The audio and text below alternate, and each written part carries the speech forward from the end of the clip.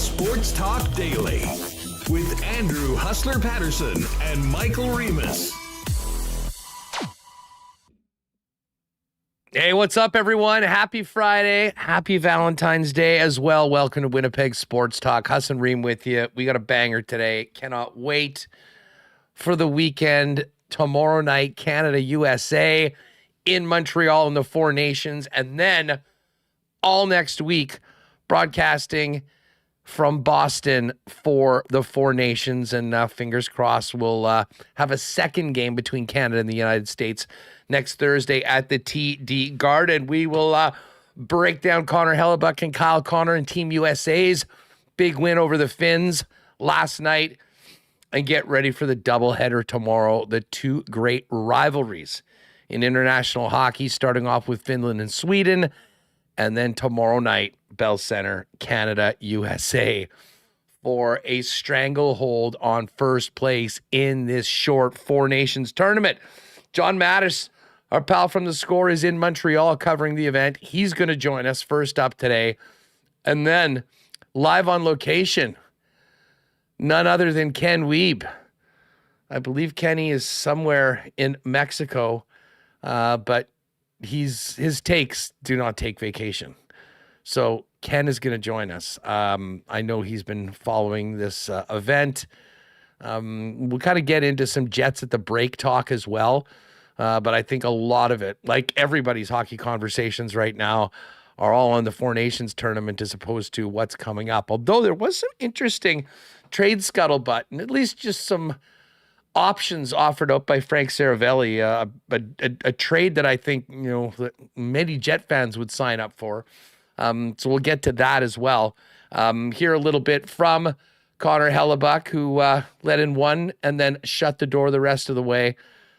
And, of course, we'll talk about the Tkachuk brothers, who will be a handful for Team Canada tomorrow night. We will have Lee Hacksaw Hamilton on. Can't not have Hacksaw on today to wrap the season, as much as I don't want to talk about the Super Bowl anymore.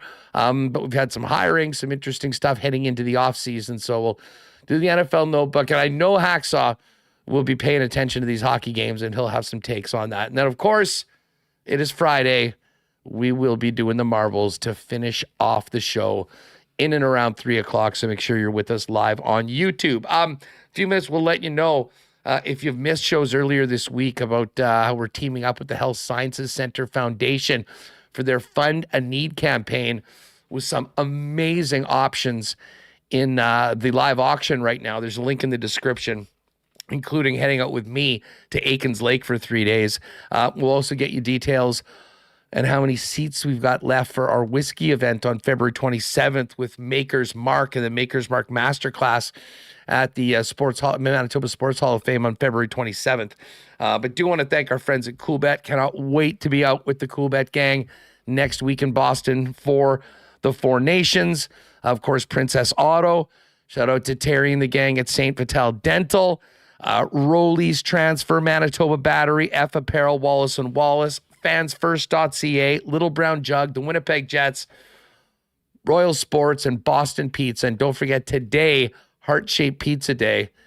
Give your lover the gift of pizza and support the Children's Hospital at the same time today at Boston Pizza. Welcome to everybody in chat. Happy Friday. Shout out to you podcast listeners. And welcome in the brains of the operation, Michael Remis. What is up, Reem? Yeah, happy Valentine's Day, Huss. We both decided to wear black today. Certainly exciting.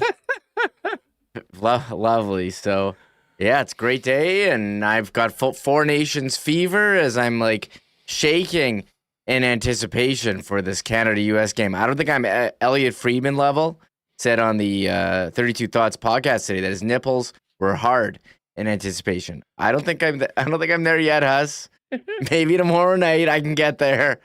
But everyone's talking about Canada USA, bring back memories of other Canada USA games. Brady Tkachuk yesterday, we'll have the clip saying it was the biggest game of his career coming up. So the players taking it seriously. USA winning yesterday. Four Nations fever. Still talking some Jets with Ken, as you mentioned, that trade rumor. And all the Jets out of town. I saw Dylan Sandberg. He's in Mexico. I saw that. I see this on TikTok. But I didn't see. Shout out to the Jets. Posted this on their TikTok or Instagram yesterday. Well, they posted today that it's Ehlers' birthday. So happy birthday, Nick Ehlers. Actually, funny story about that. As I go to the buffet, I'm like scrolling. Okay, look at this. I'm scrolling Instagram. Okay, I know I'm going off script here, us. Scrolling Instagram. Where was the picture? Oh, it just disappeared. What the heck? You know when something shows up at the top and you go to scroll and it refreshes? Okay, I lost everything. What was it from the Jets account? Yeah, it was a picture of Nick Ehlers, and it was like his head. It was like a nicely done graphic. It's like this. I'm like scrolling my feed, and I just see the top of this, and I was like, Ehlers, and a done up graphic. Is there an extension happening? No. No, there's not. Hey, no. That would be a nice birthday present for Nick, and certainly for Winnipeg Jet fans. He obviously not participating in this event, but I guess he will. I mean, they're in the Olympics next year, right, Reem? Didn't they? They qualified last year. They qualified. So that'll be huge for Nick, and so many of the players that aren't able to participate in this, not being either Finnish, Swedish, Canadian, or American. But overall, we're set up for some drama over the course of this next week, and in particular, tomorrow night on the program. We see a lot of people talking about my hat. Yes, new Jets lid, nice little snapback. Picked it up at Royal Sports. If you're, they have so many amazing Jets lids, it's stuff that you've never seen before that you won't see anywhere else. You can pop by on the weekend. I do know they've had an incredible run. I was with Greg last night watching the game. An incredible run on Canada gear. For everyone thought that this tournament would be an afterthought. It's obviously we're hearing from fans that everyone is into it, and they're selling out very, very quickly. I believe most of the jerseys above larges are sold out, but if you are a little smaller, and ooh, look at that, the Q-zip. Yeah, look at that, all that gear. I'd love to get one of those for the week in Boston next week to rep Canada in addition to the jersey.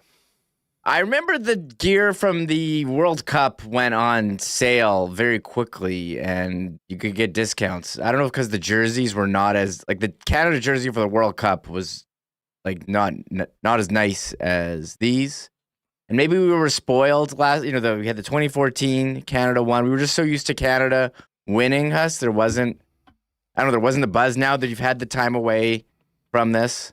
I mean, 1 million people watched that game last night in the U.S., the biggest, non-playoff viewership in the U.S. on TNT Sports ever. So the excitement is certainly there. Team USA has their top team, and I think that kind of took away from it too. The gimmick teams kind of ruined it, I thought. And yeah, listen, also, it was fun to watch those teams, but it took away the integrity of true best on best. And I mean, the stakes weren't as high as they feel like they are this week, and they certainly will be next year in Italy. By the way, we just finished up the lock shop, but we're looking at the lines, and this game tomorrow, a straight up pick 'em. -108, -109. And the 25% win boost, by the way, that they normally have on the weekend for the NHL is in effect for tomorrow's event. So if you're over at Coolbet, make sure you click on that and take advantage of it. Actually put together a little WST parlay with some Winnipeg content in it. We'll get to that later on in the program. But let's get to last night's game right off the bat, Remis, before we kind of dive into tomorrow night and the most anticipated game of the round robin. USA, a big win over the Finns, 6-1. I will admit, didn't love the first goal that went in on Helly, but he was Hellebuck the rest of the way. And credit to the U.S. I mean, they really did carry that game for the most part of it. But maybe the biggest move was flopping Kyle Connor to the third line and moving Brady Tkachuk up with his brother Matthew, because the Bash brothers were the story of that game, with both Tkachuk scoring twice last night in a 6-1 win. Yeah, a couple line changes sparking, and first, Hellebuck lets in that goal, the first one of the game, and it wasn't the best. It was a bit of a knuckler that went through him, and Sportsnet was ready for that one, Hustler. They showed the graphic like instantly. They had this in the can. Hellebuck playoff stats from the last 2 years, and last year's was like awful. But anyone who watched the game, we've talked here, knows that the Winnipeg Jets structure disappeared, and they were bombarded by Colorado. So while Hellebuck wears those numbers, we know the goalie he is. But they were no mention of the trip to the conference finals. No mention of the sweep of Edmonton, winning 3 overtime games, including a triple OT game. No, let's just focus in on the last 2 series where the Jets got worked and Helly was the victim of the team in front of him. Listen, this is kind of what's great about this tournament, and it's so weird. We're Canadians. We are cheering for Canada. But at the same time, I think there's a ton of pride for Winnipeg Jet fans when you see Connor Hellebuck at the highest level, and Kyle Connor for that matter as well. So you want those players to do well. And basically the best case scenario for this tournament is whatever happens, the guys come back even more confident, even more motivated to do special things in the playoffs. And then for a guy like Mark Scheifele, who's not there, maybe gets that fire burning even more to continue to show the guys that made the decision that they blew it by not putting him on the team.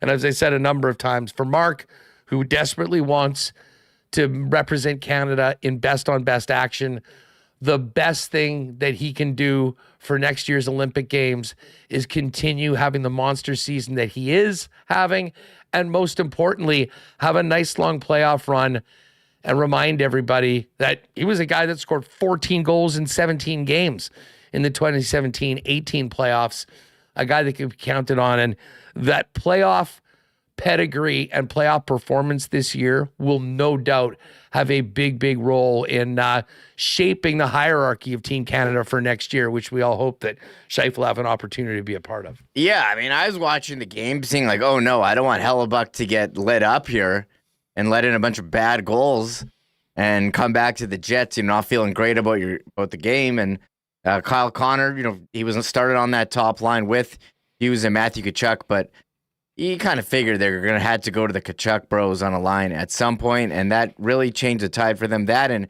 putting Zach Werenski on the first power play, they kind of went with 2 balanced power plays, but then sorted it around there. And Werenski, I mean, he's having a Norris caliber season, has 3 assists for him, and the Tkachuk bros, Brady getting the player of the game. He got they have a thing at the end of the game that they give in the dressing room. It's a Johnny Gaudreau jersey. He had that hung in his locker after he had 2 goals. Matthew Tkachuk, 2 goals, 1 assist. Just a great game for them. And Jack Eichel, 2 assists. So that's a pretty deadly first line. Matt Boldy he had a goal and assist. So 6 goals. It seemed like everyone was getting in on it, and I was really impressed with the Finns for 2 periods. Like, hey, this team's pretty good. As much as we talked about the injuries and on their defense, but they certainly had some talent there. Gave them a run for 2 periods, but couldn't quite hold the fort. Listen, to me, the game completely, I don't want to say flipped, but it got away from the Finns, in the last 5 seconds of the second period. I mean, offensive zone face-off for USA, 5 seconds left. You can debate whether that was a penalty or whether Austin Matthews sort of went down on his own, but it was called. And then, 2 seconds and it's the break. But, fresh ice and the USA coming up with a power play to begin the third period up 2-1.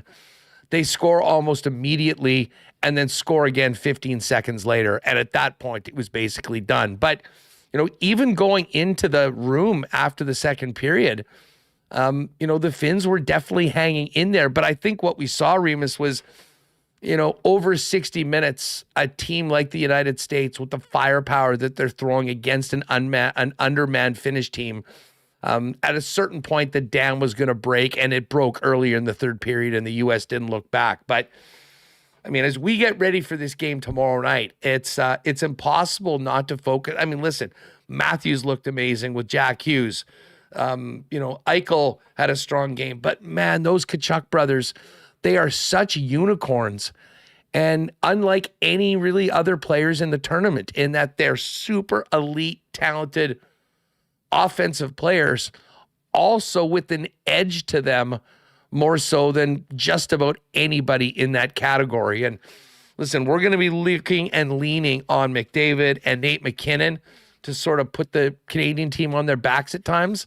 The Tkachuk boys did that last night, and they are an absolute problem for anyone that goes up against them. Anyone thought, we weren't going to see any physical play, any, body checking or tough play in the corners. You certainly saw that last night. Team USA, they're angry, Huss. Definitely a bit of a, grindier team here than Team Canada. Team Canada, more speed with McKinnon, McDavid on their top two lines, and I'm curious to see how these two teams match up. We did have some, I don't know, do you want to play some of these clips before we get into Canada's lineup here? Yeah, definitely. Listen, it was all about the Tkachuks last night, and now it's all about tomorrow night. Here's Brady Tkachuk, yesterday's player of the game, on looking forward to the big one Saturday in Montreal versus Team Canada.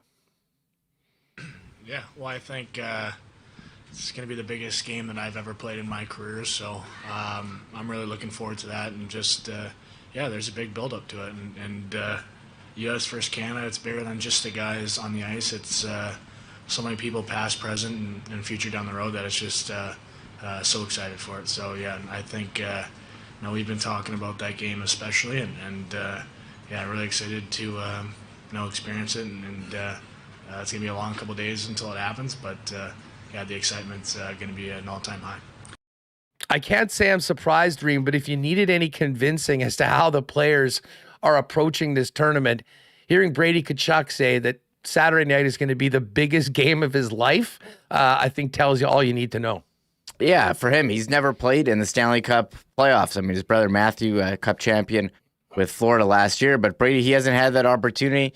You've done World Juniors, World Championships, but this is, the best players against the best players from each country in Montreal on Saturday night. The atmosphere, I'm sure, will be incredible. I see Roy Mack in chat is there now for the game. Said there were people. Nice, Roy. They said there were people on the plane in jerseys, has all decked out. So I think it's going to be, very fired up in the building for this. And they know, and I've been watching like 96 World Cup clips getting floated around. I mean, those guys, hated each other. That was war. That was an absolute war. And I mean, that was more games against each other than, maybe the two we're going to get here. But this certainly means something as we approach a new era of best on best hockey. Thank you, NHL, thank you for coming to your senses. We saw many photos of the Tkachuks last night, Brady and Matthew on the ice. And of course, Keith and Chantel, who is from Winnipeg. There's sort of some, Winnipeg adjacent content, if you will, on that USA team, in addition to Connor Hellebuck and Kyle Connor, just with the background of the Tkachuk brothers here. But it was the Tkachuk brothers being put together that seemed to really stir up Team USA. And Brady just talked about the opportunity not only to be on the team, but to move up and play with Matthew last night and have the success that they did. Well, I don't really think it's hit yet, to be honest with you. No, I just can only imagine how proud my parents, family, and friends that have helped us along the way. And I know from my experience, I was really excited for this tournament. And after a couple of days, this has been the best experience of my hockey life. And I can't really describe the excitement and joy that I'm just able to play with him and just be together every day. It's been amazing. There's Brady. Here's Mike Sullivan, the coach of Team USA, on the swap, I should say, of Kyle Connor and Brady Tkachuk, and putting the Bash brothers together last night against Finland. We put combinations together, as I've talked about the last couple of days. We really haven't had an opportunity to see it in real action, and so the other aspect of it is the nature of the tournament. It's not like there's a lot of time to let these things play out. So we were going to watch and see what we liked and where maybe we could affect a little bit of change. I'm not going to lie, when I was thinking about the line combinations and having the discussions with our coaching staff, the conversation did come up about putting Brady and Matthew together. I think those two players, not only are they great players, but they're great teammates. And I also think, that it's pretty cool when you have an opportunity to play with your brother, and there might be some added motivation or some added inspiration to want to play. And so that was something that we thought about and talked about as a staff before the tournament even started. So they're two real good players. I thought when we made the switch, we put them with Jack Eichel. I think they just have a funny way of just dragging us into the fight. Well, they did that last night. They took the game over. And listen, Kyle Connor, who was, I guess, the odd man out when they made that move, still finds himself on the third line playing with JT Miller and Matt Boldy. And they got on the board, and Kyle Connor, they didn't give him the assist right at the start. They ended up giving it to him afterwards. So KFC did get the assist. But let's focus in on Connor Hellebuyck, the Jets' star netminder. 1 goal early, and then that was it. Helly talked afterwards about what it was like putting on the Stars and Stripes and playing in the Four Nations in the international format. Yeah, definitely. This is a feeling that I haven't felt in a while. Kind of like a playoff feeling, and a tingle, butterflies, and all the things that really excite you in the game. So I embraced it, and it took me, I don't know, maybe a couple minutes, just a couple saves, just get your feet wet. And we haven't played a game in a little while, and that I'm also not used to. So once I got my feet wet, I felt pretty good. All right, there's Connor Hellebuyck after the game. Listen, he's gone up against UC Saros a ton in the playoffs back in 17-18 and multiple regular season games in the Central Division between the Jets and Preds. Here's what Helly had to say about his counterpart in the Finnish net. I thought he played a great game. He's a great goalie. I think we just imposed our will on that team. We came out ready. We were patient. And, it was tips and backdoors and, not the most fun game for a goalie. So I don't think that's on him at all. All right, so there's Connor Hellebuyck on Saros' performance. Now, Helly, famous for his preparation and his performance with the Winnipeg Jets, just touched on his preparation for the game and, of course, the big one tomorrow night at Bell Center between the United States and Canada. It's managing my workload constantly through practice, when to go hard, when to get good reps, when to lay off a little bit. We have 3 goalies, so no one's blinking an eye if I'm sitting outside the net and popping in and going hard for a little bit. So, my preparation has been kind of down to a T, to a point. Just kind of continuation of how I've been doing it with the Jets all season long. So I wanted to continue that, and obviously it is a bit of a different game, and you got to feel it out. And I felt good in the net once I settled in. All right, tough scene for the NHL guy. I had no room in the front. The side shot of Hellebuyck's head, but some great audio from our friends at NHL.com. And here's one more from the Jets all-star goaltender. Ellie talked about playing and obviously the USA kind of handling the majority of the game and not maybe seeing as many shots as he's used to in an average regular season game. I felt like I was touching a lot of pucks, though. The guys that played phenomenal in front of me allowed me to see everything, and kept the shots down to a minimal, but I felt like I got to touch it, played a little bit, and snap it around back there. So I might have not been getting all the saves, but I was definitely touching the puck and part of it. All right, so there's our guy, Connor Hellebuyck. Well, not our guy this week, I guess, considering he's on Team USA, but nice performance by Connor, getting past that first one that went in and shutting the door the rest of the way. And really, when you mentioned about touching the puck, getting out, it still amazes me.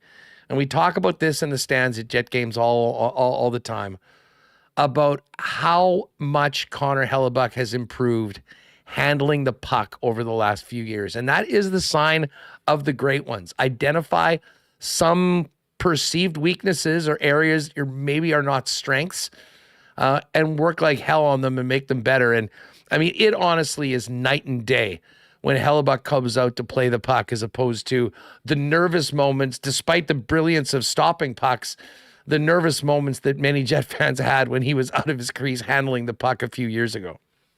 A couple of years ago when he would play it, yeah, it's certainly nervous moments. Wouldn't always be the cleanest handling. And when he mentioned, yes, snapping it around back there, he wasn't kidding us. Going behind the net among all those elite players and passing the puck, playing it. And we talked about it the last couple of weeks, just how much that skill of his has improved. That's how much he works at his game, his craft, and why he is the best goalie in the National Hockey League. So that's a wrap on last night's game. We're going to spend plenty of time over this next hour getting ready for tomorrow. John Matisz coming up in a little bit, and Ken Wiebe as well. Hey, while I've got the opportunity, let me give a shout out and direct all of you to the HSC Foundation Fund a Need campaign and silent auction that's going on right now. It is live. I'm throwing this in the chat right now. If you haven't checked it already, and if you're listening to the podcast, either in the description of today's podcast or today's YouTube show, you can click on that link.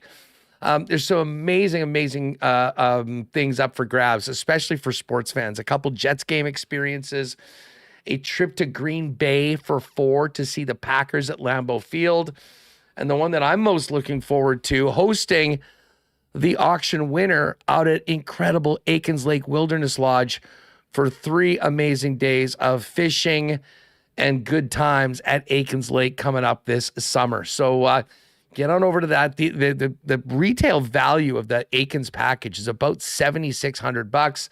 There's a $3,845 bid on it right now. So you can get on that. And if you do make a bid, the great thing is you'll be notified when other bids happen, so you can kind of stay on top of it. But I've told you for years, there is nothing like the Aikens experience.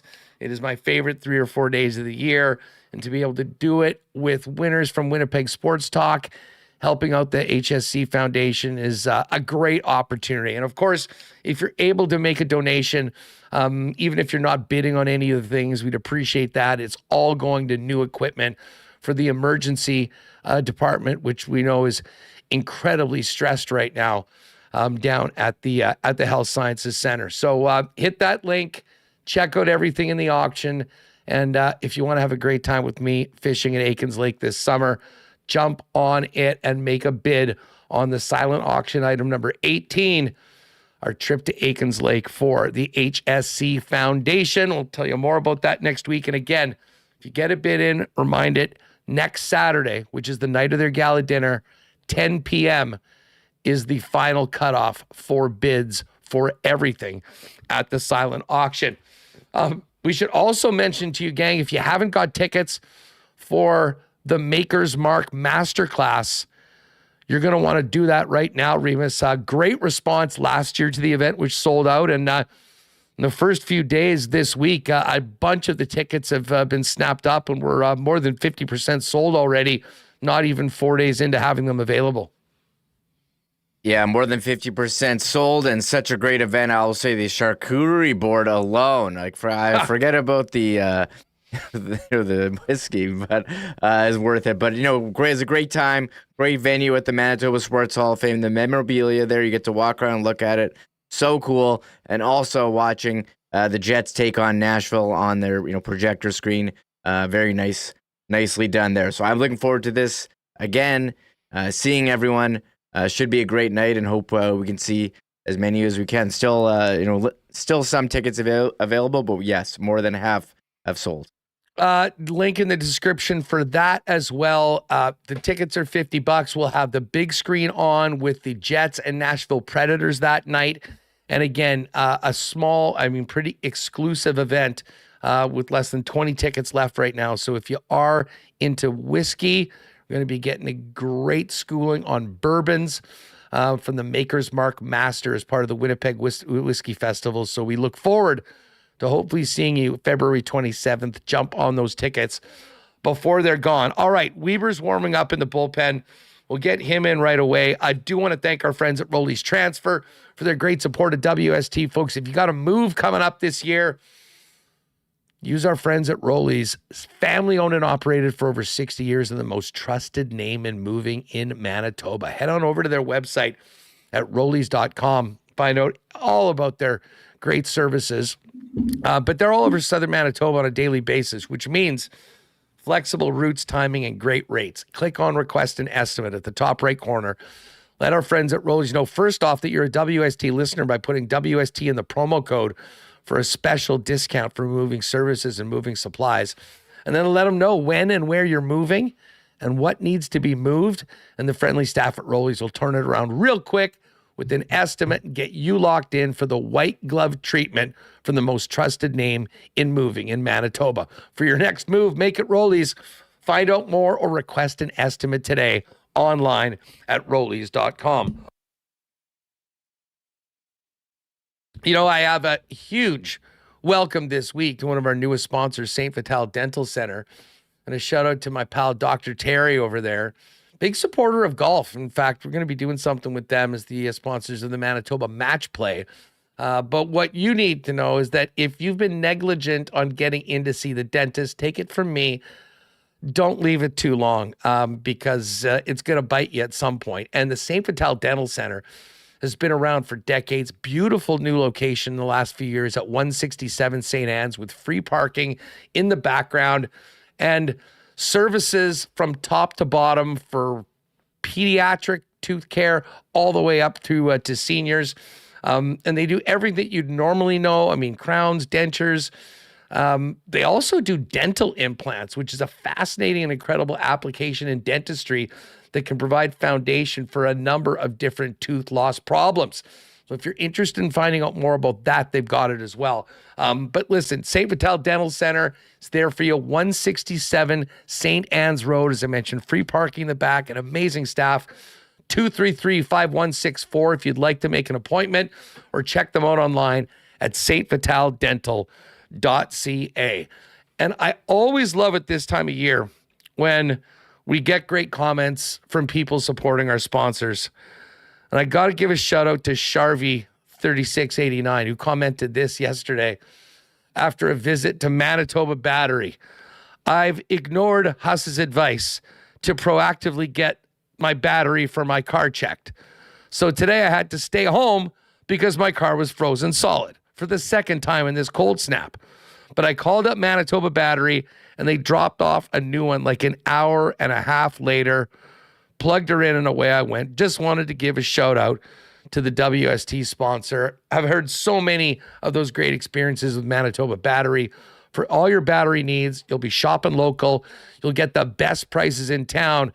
And as Shari just said, they'll deliver it to you. Any battery purchase over $60, they'll bring it to you for free anywhere inside the perimeter of Winnipeg. So don't wait until it's too late. Get that battery checked or get yourself your new battery that you need right now at Manitoba Battery.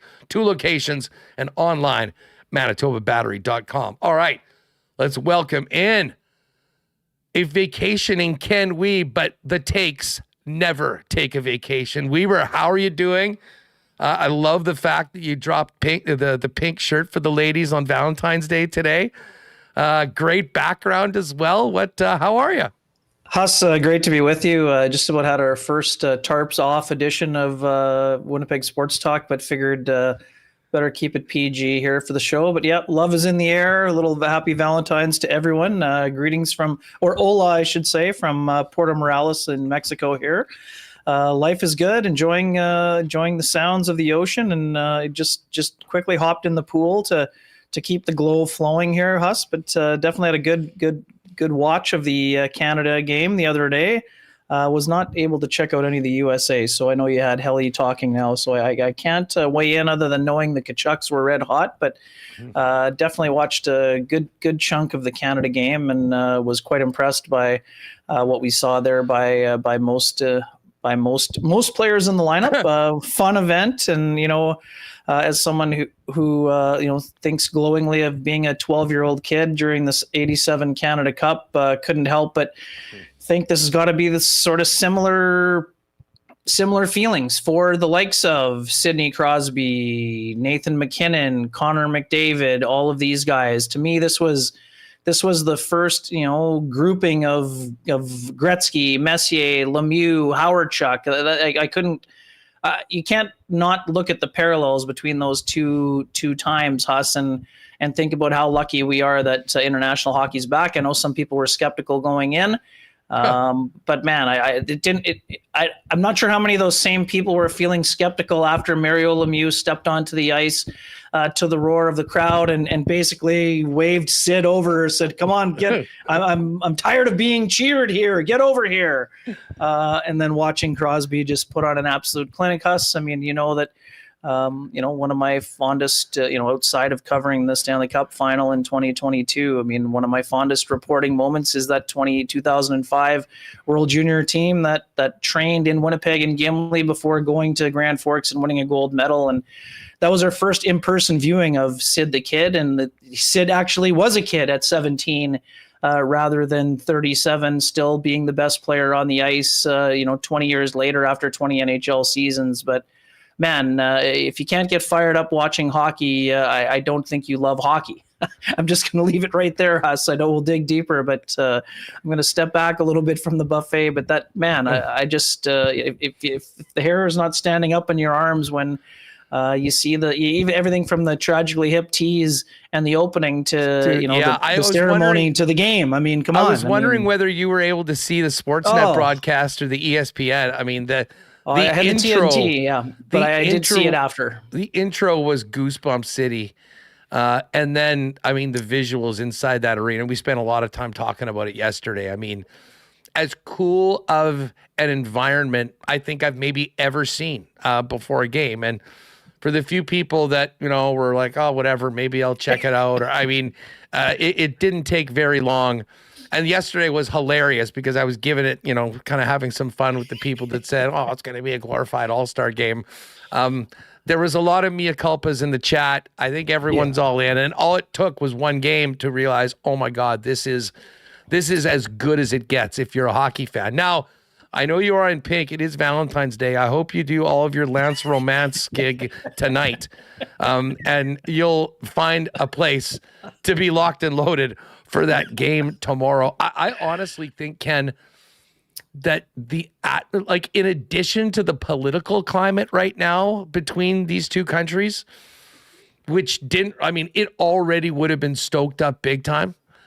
But man, tomorrow, you've got this Canada team that, maybe feels like they left a point on the table by having to go to OT, although getting the win, and a U.S. team that, really, as soon as Mike Sullivan flopped Kyle Connor with Brady Tkachuk and put the Bash brothers together, they ran rampant in that game. And we're looking at Coolbet. It's a pick'em. It's Saturday night. It's the Bell Center, Canada, USA. I mean, we might honestly be looking back. Now, hopefully we're going to get this matchup again on Thursday for the championship. But honestly, Ken, I'm already in the mode that, we'll be doing our best of 2025 in December. It wouldn't at all shock me if we're looking back to this week and hopefully two matches between Canada and the USA that stood out as some of the great sports moments, certainly for Canadian fans all year. Yeah, I don't want to jump into the political sphere other than saying, shouldn't Governor Trudeau be the one dropping the puck before the game on Saturday? Sorry, I couldn't help myself on that one, Huss. But man, yes. How great will this be? Canada, USA, it's fantastic. We've been lucky enough to see it in the women's game, Huss, throughout this stretch of time that best on best in the NHL has been missing for nearly an entire decade. But, honestly, it doesn't get much better. Chucky's on with Kyle Bukauskas moments after a massive game. I've been waiting for this for 9 years, cutting WWE promos, several days before the event. It's going to be fantastic. There's plenty of, teammate versus teammate battles on the horizon here. And, there's going to be some chirps flying around and things of that nature. But, most of all, it's going to be a fun hockey game. These are two extremely talented teams. We know that what's at stake here. No, it's not Olympic gold, but Tell that to the players who are participating, right? I mean, this has just been beautiful to watch. I mean, obviously, you hate to see Shea Theodore get injured the way that he did, and being week to week with what looked like a wrist injury, bracing himself for impact after the hit by Adrian Kempe. But for Mitch Marner has enjoyed almost zero team success in the playoffs. Been past the first round one time. There he is in the Bell Center. Site of his, the biggest collapse and one of the biggest collapses in Leaf history against the Canadians, being up 3-1 in that COVID year. And there he is ripping home a shot that, is through the legs of Carlson and past Philip Gustafson. Place goes bananas. What a play by Crosby. You're like, oh, where is he going with that backhand pass? Oh, wait, there's Marner, scores. Like, it just absolutely tremendous stuff, Huss. I can't wait. These are two well-constructed teams. We've gone through it for months now. It's a shame that Mark Scheifele is not a participant in this game, but it looks based on the practice lines today that I love that Sam Bennett is going into the Huss. If you're not playing Sam Bennett on Saturday, you shouldn't have put him on the roster, right? This is the game that Sam Bennett is supposed to be in as a neutralizing force against the Tkachuk brothers. Might he take a roughing penalty, an elbowing penalty? Panther sure. on Panther crime? I'm here kill for it it. off. Kill it off. That's why you're on the team. Travis Konechny is a fun player to watch, Huss. We've had him linked to the Jets for numerous years. Hey, if you got to sit down for one game, that's the way it goes. Seth, great to see how Seth Jarvis, made an impact right away. There'd been a lot of debate about whether or not Jarvis deserved to be on the team. Well, he showed his worth pretty quickly in that game. Mark Stone, just doing Mark Stone things, coming through with clutch goals on the ice when the game matters most. I love the way that Mark Stone played in that game. Josh Morrissey looking great. Huss, my feelings on Colton Parayko. I've been banging the drum basically since 2020 or 2021 in terms of him being a potential partner for, first and foremost, Josh Morrissey. But if not, you could play him with Dylan Samberg. Now he's down to 3 years left on that contract at just under or 6.5 or whatever it is. Now that number is not looking as ridiculously high as some people thought it did 2 years ago. And again, I'm not saying the Blues are moving him. I'm not saying that to this point, we know he hasn't been asked to waive his no move, but we're seeing the potential of something that could be special if those two teams put another trade together like they did for Paul Stastny in 2018. Love the way that, Cale Makar played in the game. I didn't love the way that Doughty played the Kempe shot, but hey, Drew Doughty has barely played this year. To expect Drew Doughty to be 30-minute Drew Doughty, 2010, 2014 Olympics, I don't know if that's what Hockey Canada's management team was expecting, but you shouldn't have been expecting it based on the ankle injury he's coming back from and playing a handful of games to try to get up to speed. He's a gamer. He played 18 minutes, and he's out there doing the best he can and did a lot of good things. Personally, do I think that was the primary choice? Not necessarily, but I applaud Drew Doughty. I'm a fan of his game, and he's out there doing the best that he can, and I think he'll probably make a big play or two by the time this tournament is over. In terms of the States, I know you touched on it, quiet-ish game for Kyle Connor. I think that's fairly safe to say. He did draw an assist, I think, on the Boldy goal, but Kyle's the kind of guy that he's going to come up big at some point, whether it's against Canada or another time down the road here. Eichel, we've seen it firsthand. Eichel has become a two-way force in the NHL. It was on display against the Jets in the playoffs. It was on display when the Vegas Golden Knights won the Stanley Cup, and it is going to be on display throughout this entire event. So now we get to the question of goaltending. Did Binnington do enough in terms of big saves in big moments to keep the net? I don't know. Who are you starting tomorrow? My personal view is to go with Aiden Hill, but I would have gone with Hill in game one. So was it bad enough to change goalies after the first game, even though you win in the first one? And Huss, don't get me wrong. Jordan Binnington's a guy that I covered in 2019. I like that he personally, in terms of someone who loves intensity, I don't mind that he gets a little unhinged once in a while. It just, the other night is vintage Binnington. He made he let in a couple of goals that you don't like to necessarily see, but then he makes a bunch of ridiculous saves in, high pressure chance situations that makes you say, hey, kind of modern day-ish Grant Fuhr qualities to him. So I get all that. My personal view would be go with Hill in this second game. But again, do I expect them to go there? I'm not certain they're going to change goalies. To me, it's like, it's a unique decision for John Cooper. And I mean, I'm kind of here for the arguments on both sides. I am with you, though. I think I would give Hill the start in this game. And, if he plays really well and you think that he gives you the better chance and you win the game, you're in a great spot. If you don't win, you go back with Binner against the Finns. And then you're playing the U.S. in the final, hopefully. And even though they got the win, you got a different goaltender going up against them. So I think that's sort of the way that I play it. But I do understand that the way Binnington fought in overtime, the saves that he made with the game on the line, if John Cooper said, you know what, he showed us what he's made of in the clutch moments last night, he's going to be our guy, wouldn't have a problem with that. The bottom line is tomorrow night and this tournament, whoever plays for Canada is going to have to be at the top of their game because we know who the U.S. is putting in between their pipes, maybe better than anybody.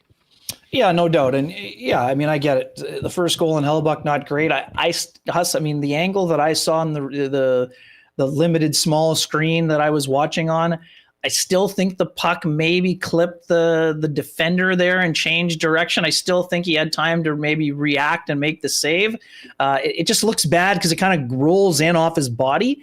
But otherwise, Hellebuyck, rock solid from all reviews. I mean, USA is not worried about goaltending, and I don't think Canada is nearly as worried as we in the media are kind of making it out to be, Huss. But yeah, I mean, that's how I would do it too. It seems like that's how they set it up, because if you're waiting for the other guy, you don't want him to go to. Both guys have kind of, yes, Binnington has played. If you're going to use Hill in the tournament in a high pressure game, you kind of have to use him on Saturday because otherwise you've waited so long between starts. Now, the benefit for Hill, Huss, he's come back from a bunch of injuries over his career, so maybe he could be sharp come Monday if you needed him. But I personally would play Hill and see how he goes. And if he plays well or better than Binnington did, you go with Hill Monday. If not, you go back to Binnington.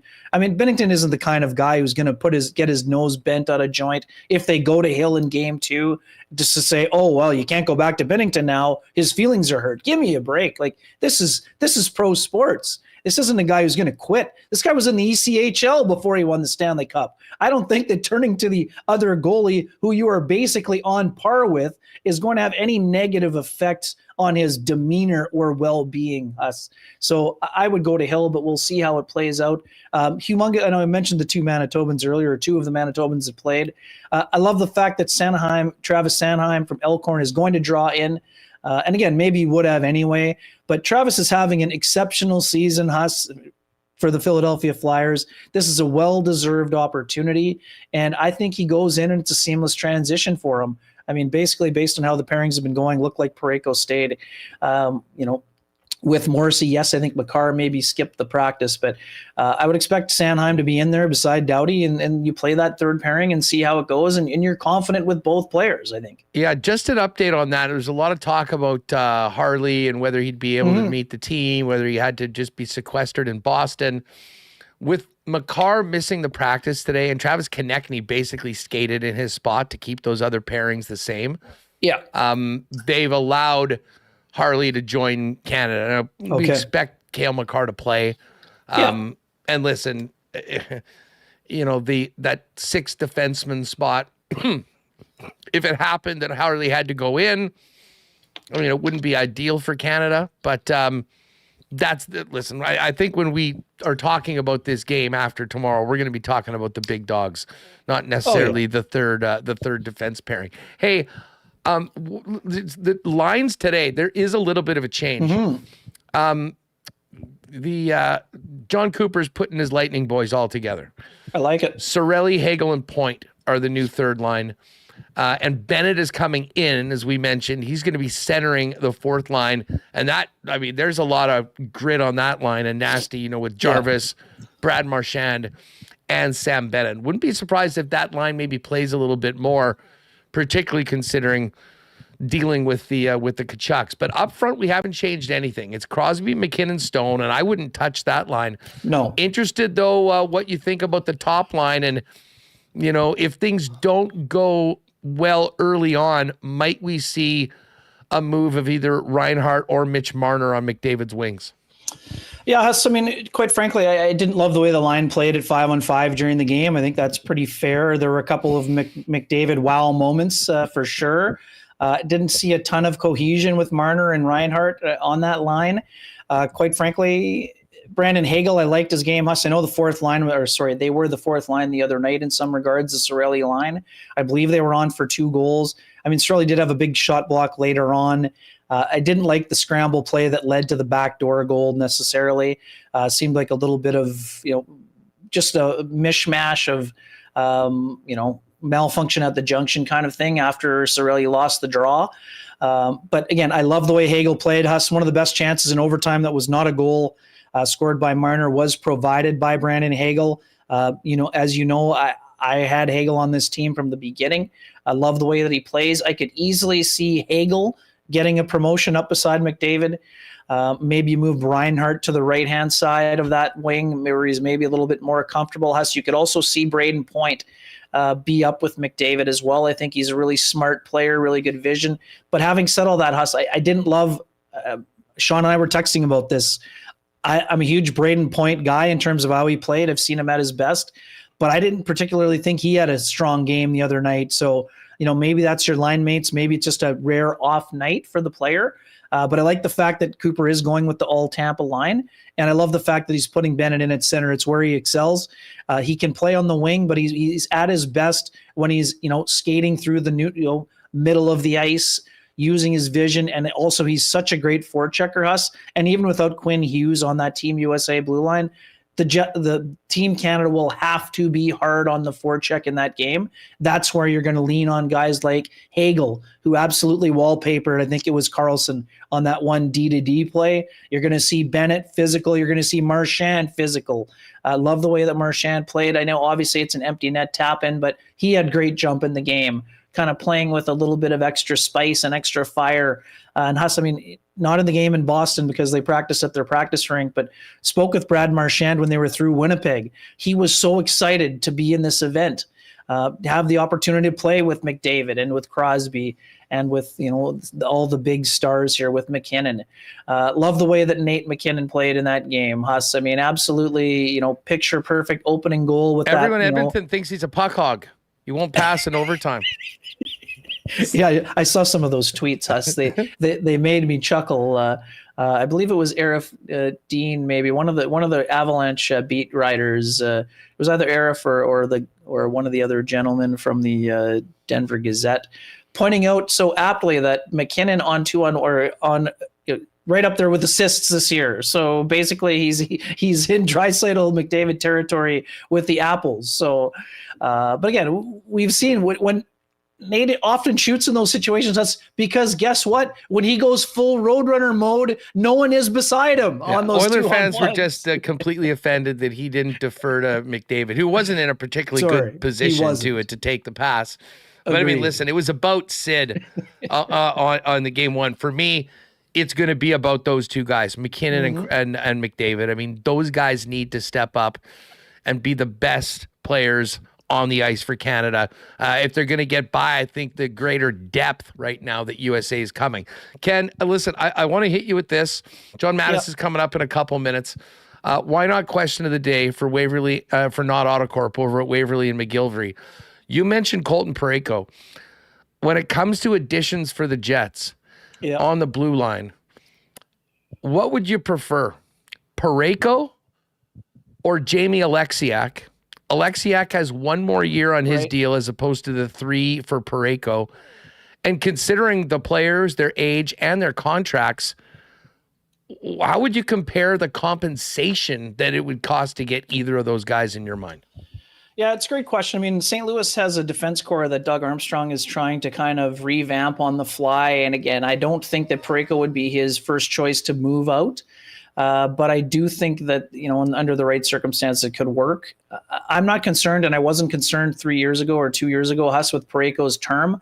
I say this all the time. Colton Parayko, because he went the college route, there's not as much or there's more tread left on those tires for those age 34, 35 type of years, because I don't, even though with the long playoff run and winning the cup, I think that his body could sustain, well into his 30s here.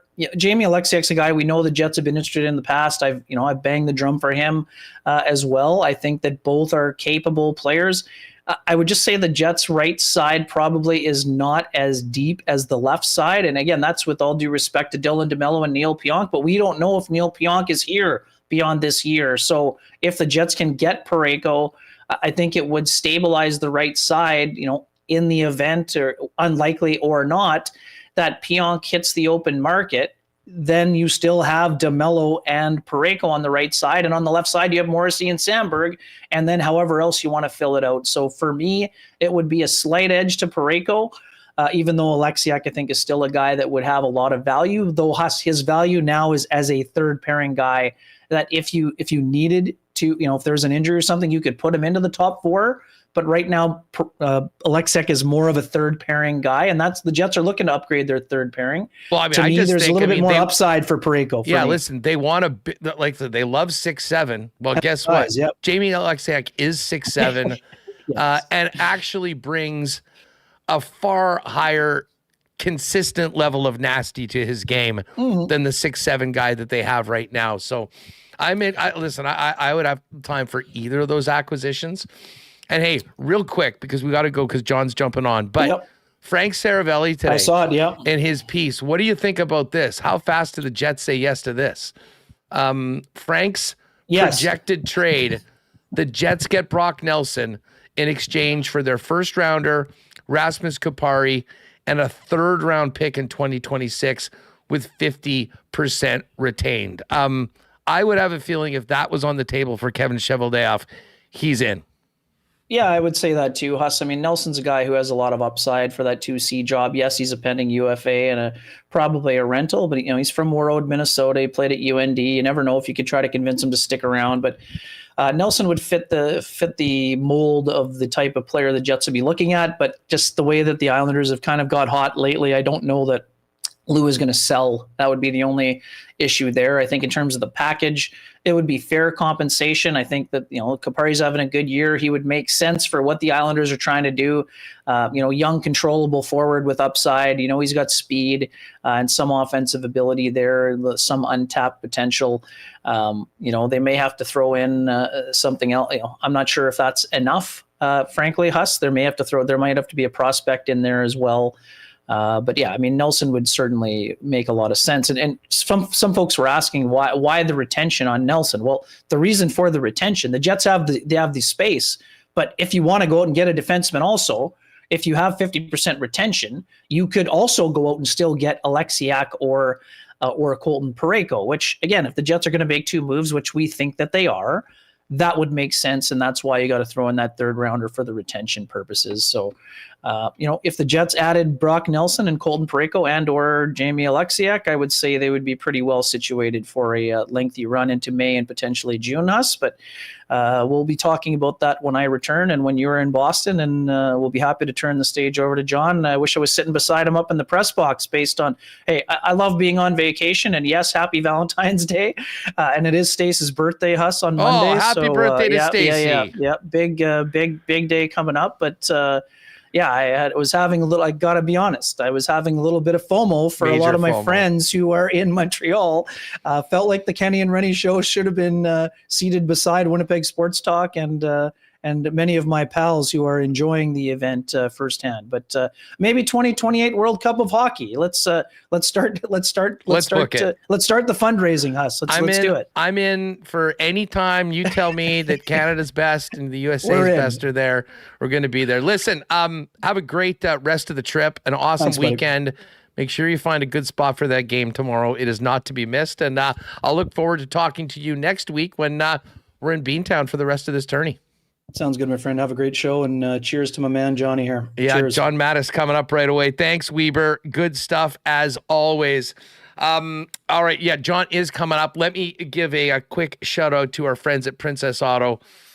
I know it's freezing right now, but we're counting down to getting back to Princess Auto Stadium for another year of Blue Bomber football. Still lots of work for Kyle Walters and Mike O'Shea to do to round out the roster for the upcoming season. But one thing that you'll know, Princess Auto Stadium will be rocking again. Of course, Princess Auto Stadium, proud sponsors of WST and synonymous with the city of Winnipeg, founded here in the Peg, headquartered here in Winnipeg and now coast to coast, but with 3 Manitoba locations, Panet Road, Portage Avenue West, and Brandon for our friends out in Westman. You'll find the best deals on the most unique assortment of tools and equipment around. Everything you need to complete those projects on your list or start something new is waiting for you at Princess Auto. You can also get those ideas flowing between your ears and shop online 24/7, 365 over at princessauto.com. Our friends at Wallace & Wallace are ready to get out of this deep freeze and get working into spring. Of course, Wallace & Wallace is the fencing and overhead door specialist in town. They've been doing it since 1946. If your property needs the security and protection of a new fence, or if winter's doing a number on your current one, give them a call. They've got vinyl, ornamental, welded wire, chain link, or wood fences. And if you need a new garage door, they've got the largest selection in town. There's one to perfectly match your home and add value to it as well at Wallace & Wallace. Give them a call, 452-2700. Their team will pop down and give you a free estimate. You can also visit them at wallacefences.com or pop down to their showroom on Lawson Crescent off of Kenniston. And just before we bring in John, gang, as we look ahead to get out of winter, you know it's just around the corner. Grads, wedding season. If you need to up your menswear game, head on down to F Apparel. Custom suits starting at just $400. Chinos, golf pants, custom shirts, both tucked and untucked styles, and the best selection of menswear accessories around. They've got a great deal for grads, where if you buy your suit for the big day at F, they'll get you a free shirt and tie. And of course, a great discount for wedding parties when the fellas get their suits for the big day at F Apparel. So find out more in store, 190 Smith Street downtown, or check them out online and make an appointment to pop in for a fitting at F. That's EPHapparel.com. All right, let's get back out to Montreal. Our main man, John Matisz, with the score, is in Montreal as we get ready for Canada, USA tomorrow night. How's the week been so far? Definite FOMO not being in that building on Wednesday night. What a scene. Oh, it was wild. And yeah, the week's been really good. Like, not a ton of sleep as these things go in terms of the amount of work and, the schedule and whatnot. But yeah, I can understand the FOMO. I mean, I just thought that the decision to come to Montreal was perfect. I mean, the city lives and breathes the Canadians, and it shows that their hockey knowledge is really high for when you're in the rink and the atmosphere. And, when Mario Lemieux came out, it's not just cheers for, oh, there's the famous guy. It's cheers like, this guy means a lot to us. And the roar was just unforgettable. I had goosebumps. You'll know, Hustler, like when I come on here, I'm not really a fan of like any teams, or like it's just not me. I'm very objective's not quite Big the J right Journo. word, but yeah, we'll put it that way. And I just, like, even as a kid, like, I didn't have a favorite team. I'm some weird person. Something's wrong with my brain. But in that moment, like, I'm like, I could not escape like the goosebumps and the national pride, and even just like being there and being like, this is really cool. I'm always going to remember this. Well, you know what? Just the production of the intro, like with the lights on all the fans. Yeah. I mean, just looking on TV, they had those cinematic cameras. It might have been the coolest, most impressive pregame I've ever seen before any hockey game. Yeah, and I mean, the Canadians always do it big for like the home opener. They have like the torch, so it's not totally surprising, but I thought it was really well done. I'm sure it dragged on a bit on TV because it was a long, wait for puck drop. But then puck drop came, and the pace was, I talked to Drew Doughty after, and he said it was the fastest game he's ever played. And this is a guy who's played over 1,100 regular season games. He's bit of experience under his belt. Yeah, 2 gold medals, two cup victories. Like, this is a guy who's seen a lot of hockey. So, and he wasn't the only one. Like, Cale Makar agreed, and it was so sharp. It was so it was such a, I guess, a reflection of not only the speed between the two teams, Sweden and Canada, and all the individual players, but the hockey IQ, because guys were just always in the right position. They were always making these perfect, chipped passes and pucks, ending up on the tape of teammates' sticks just perfectly. And it was crazy. And then obviously the game delivered as well in terms of the theatrics. And I don't think you could have asked for a better opener. And then obviously last night with the USA game, it was a great encore, especially with the Kirouac brothers taking over. Well, and I mean, it just sets up this game tomorrow night that is going to captivate, I think, the entire continent of hockey fans. We've heard that the massive numbers last night, over 1 million watching the game in the United States. And I mean, Saturday night, nothing else really going on. I would imagine the Canadian numbers are going to be through the roof.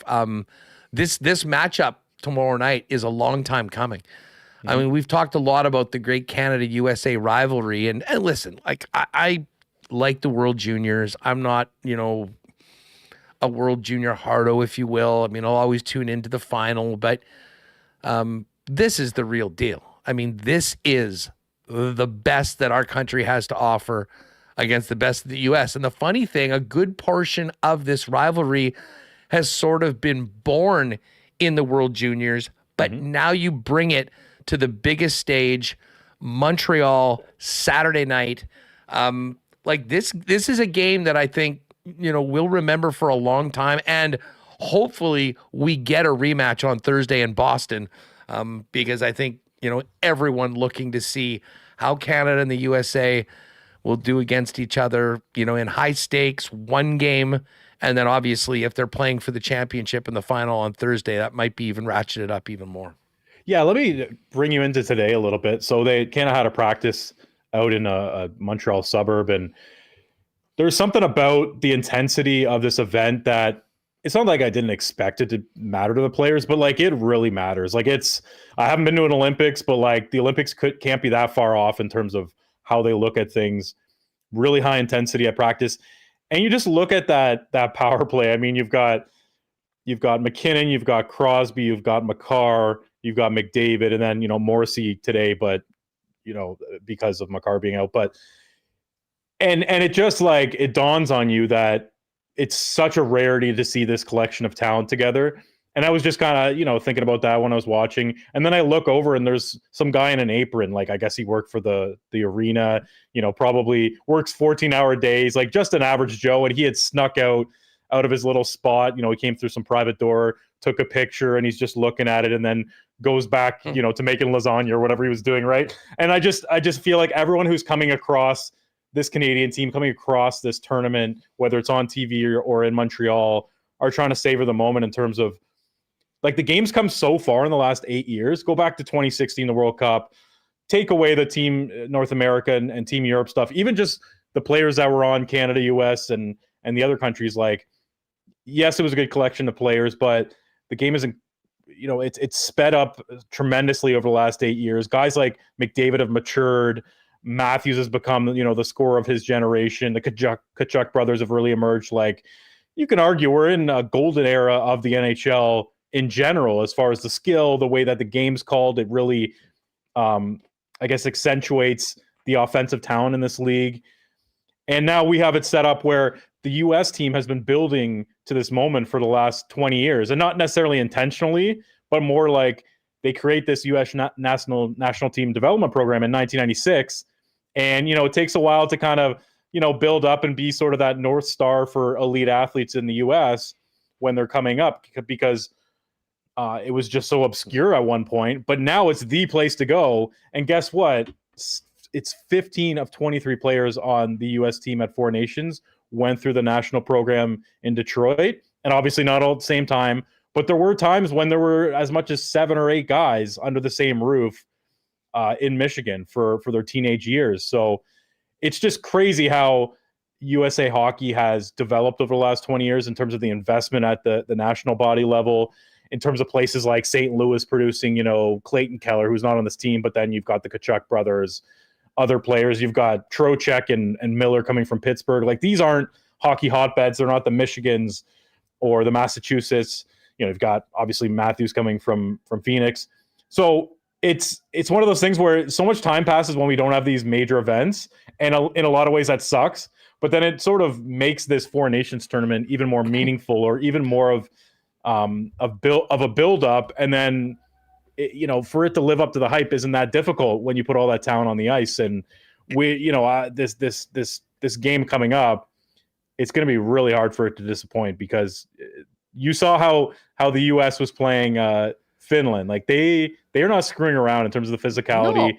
And you listen to John Cooper today at practice, and he's basically saying, like, we're preparing for, I don't know if he used the word war or whatever he used, but like kind of like we're going to be pushing to get guys around. Like Sam Bennett's going in, and this is not going to be some sort of skill off, if you will. No, it'll be a two-way battle. No, far from it. And Coop knows. I mean, that's a way that his teams have always played. They're willing to battle you in every single aspect of the game. And listen, I think it was an eye-opener for Team Canada last night to see what happened when Kyle Connor and Brady Tkachuk got flip-flopped, and all of a sudden the Tkachuk boys were out there taking over the game. And I have no doubt that the Canadians will be prepared and ready for it. But those two guys are just such unicorns. I mean, the skill level of all these players is incredibly world-class. There's not many guys that play with that sort of an edge, and to have them together was like their, superpowers, kind of took over that game. And it was great. You just mentioned about, the wait for this. Like, I was so fired up for the game on Wednesday. The game delivered. Canada wins in overtime. And afterwards, there was a little bit about me, like when I thought about it, I was kind of pissed off for a minute that I can't believe it took this long for us to see all these players. But the wait has made this event, I think, that much more anticipated, that much more important to the players.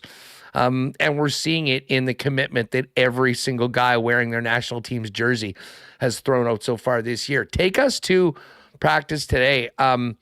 Because Cale Makar wasn't there. We were hearing that Harley's now going to be able to join with the team in Montreal, just in case, which was a little bit of a change from the rules. But we've been talking a lot about the goaltending.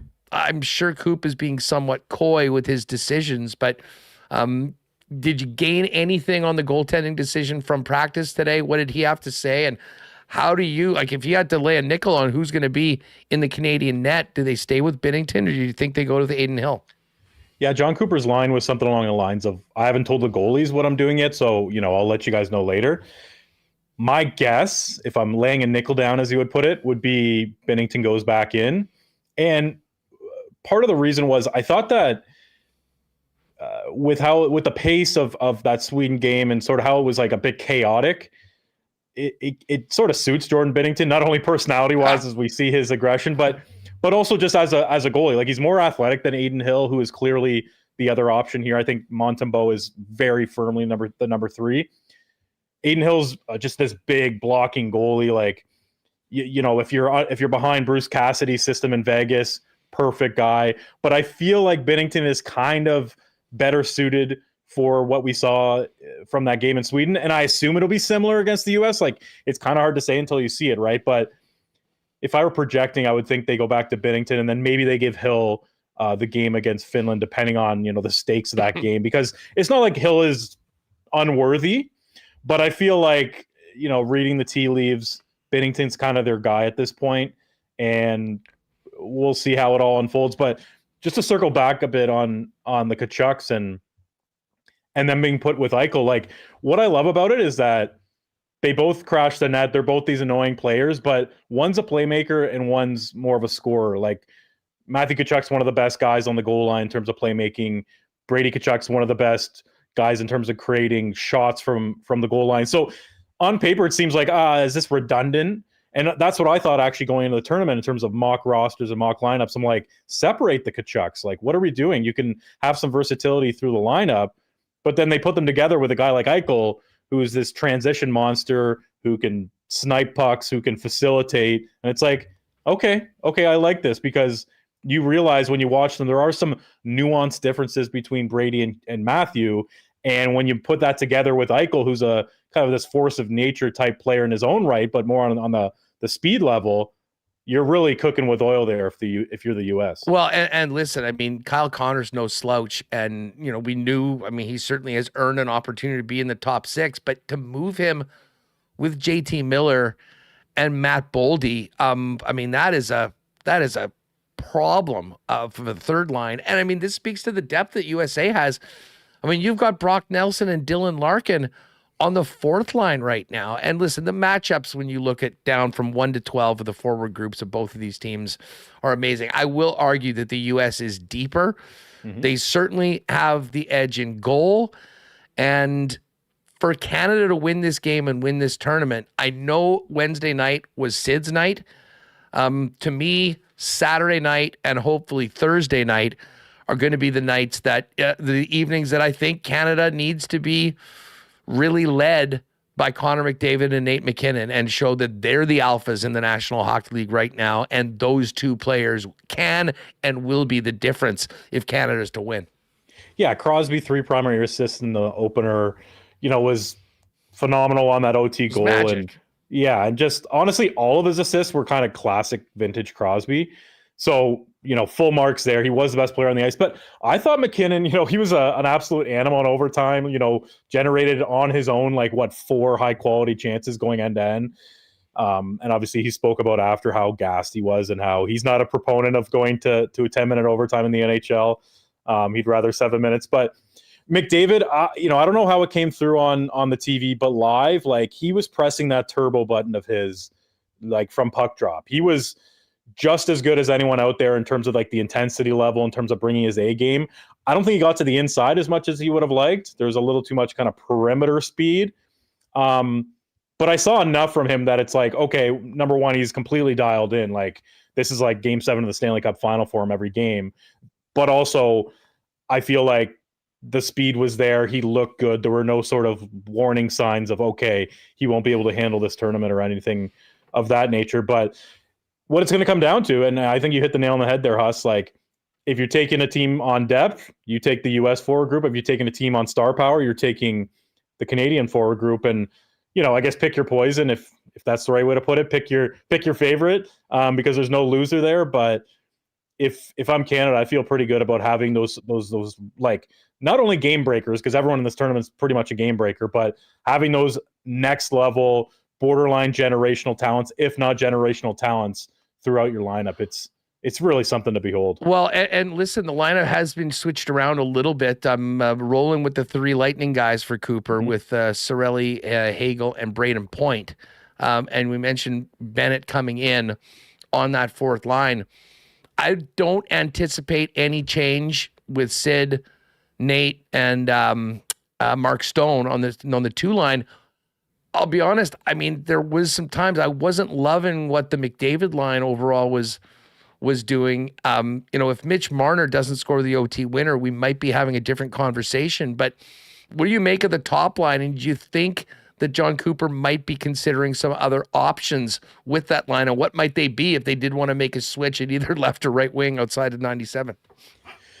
Yeah, I mean, it seems like they're pretty married to this from practice going into next game. But if we're just kind of, shooting the breeze here, I wouldn't have minded Marner being switched up with, say, a Braden Point, and making Point and McDavid this sort of speed enhanced line there, and having Marner slot down somewhere else where he's the primary puck carrier and doesn't have to share that responsibility with Connor, because there is a bit of an overlap there in terms of, okay, who's making the zone entries, who's circling the zone with the puck, who's the primary playmaker, because clearly Reinhardt's the trigger man there.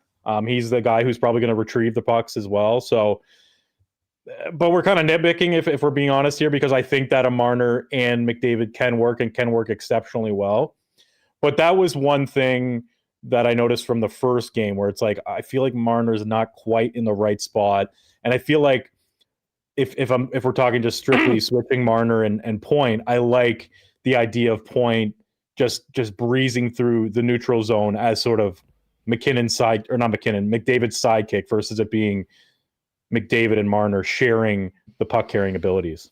Yeah, rest assured that if the team's down by, say, a goal late, we might see that top power play unit come out at 5-on-5 with Crosby, McKinnon, and McDavid. Listen, tomorrow is going to be unreal. Are you going to Boston as well? I'm not. No, just Montreal. Too bad. We're tag teaming it. I would have loved to have seen you there. But I mean, it's going to be amazing to be there for the second half of the tourney. But holy smokes, Montreal has been the place to be this week. Hey, obviously a lot of media there, people following the event. We're all focused on this tournament, but the trade deadline is just around the corner. What's the scuttlebutt been like around the folks in the press box? Any particular guys getting a lot of discussion amongst the talking heads about intriguing trade targets for teams? Well, I feel like the one guy that really sticks out to me in terms of guys that are here that might move or that just has like a murky situation, if you will, is Brock Nelson. And he spoke during media day about how he's using this as a mental break from all the speculation. But of course, hard for that to really happen when you're in the middle of negotiations with the Islanders, or at least his agent is. And he basically, when he was asked about it, he kind of like danced around the subject more or less. But the one takeaway I had is that he would prefer to stay on Long Island, all things being equal, but that like he's not going to take a discount. So Lou Lamoriello really has a tough situation there where he's already pretty attached to his core group, which I don't think is very good. Like, I don't think the ceiling on that Islanders team is high at all. And so if you're going to double down on it with re-signing Brock Nelson, I think that's, if I'm being honest, a mistake, even though it has nothing to do with Nelson's playing ability. It's more like, what are we doing here with this core? And this core is just not going to win a cup. But from Brock Nelson's perspective, he loves playing in New York, loves that core. But he's staring at the factor or the variable of the cap going up in the summer, him being one of the big names on the market, and being able to basically choose where he wants to go. And of course, in between now and free agency is the deadline as well. So I think that the Islanders and his camp need to figure out sooner than later, is this happening? Is this extension coming or not? Because, I suppose Lamoriello could keep him around and they go for this playoff push and try to make the playoffs and, probably get bounced in the first round, if we're being honest. And I guess all the power to Lamoriello if he wants to keep him around for that and then see him walk in the summer. But obviously having the knowledge of if he's going to resign or not is going to be a big factor there. So, yeah, Nelson comes to mind. And then in terms of like stock, potentially rising or falling, I think Elias Paterson is the other guy, as far as a guy who's been in the trade rumor mill for months now and is still, people are keeping a close eye on how he plays with the national team. Is this, going to help him down the stretch with the Canucks? JT Miller's gone.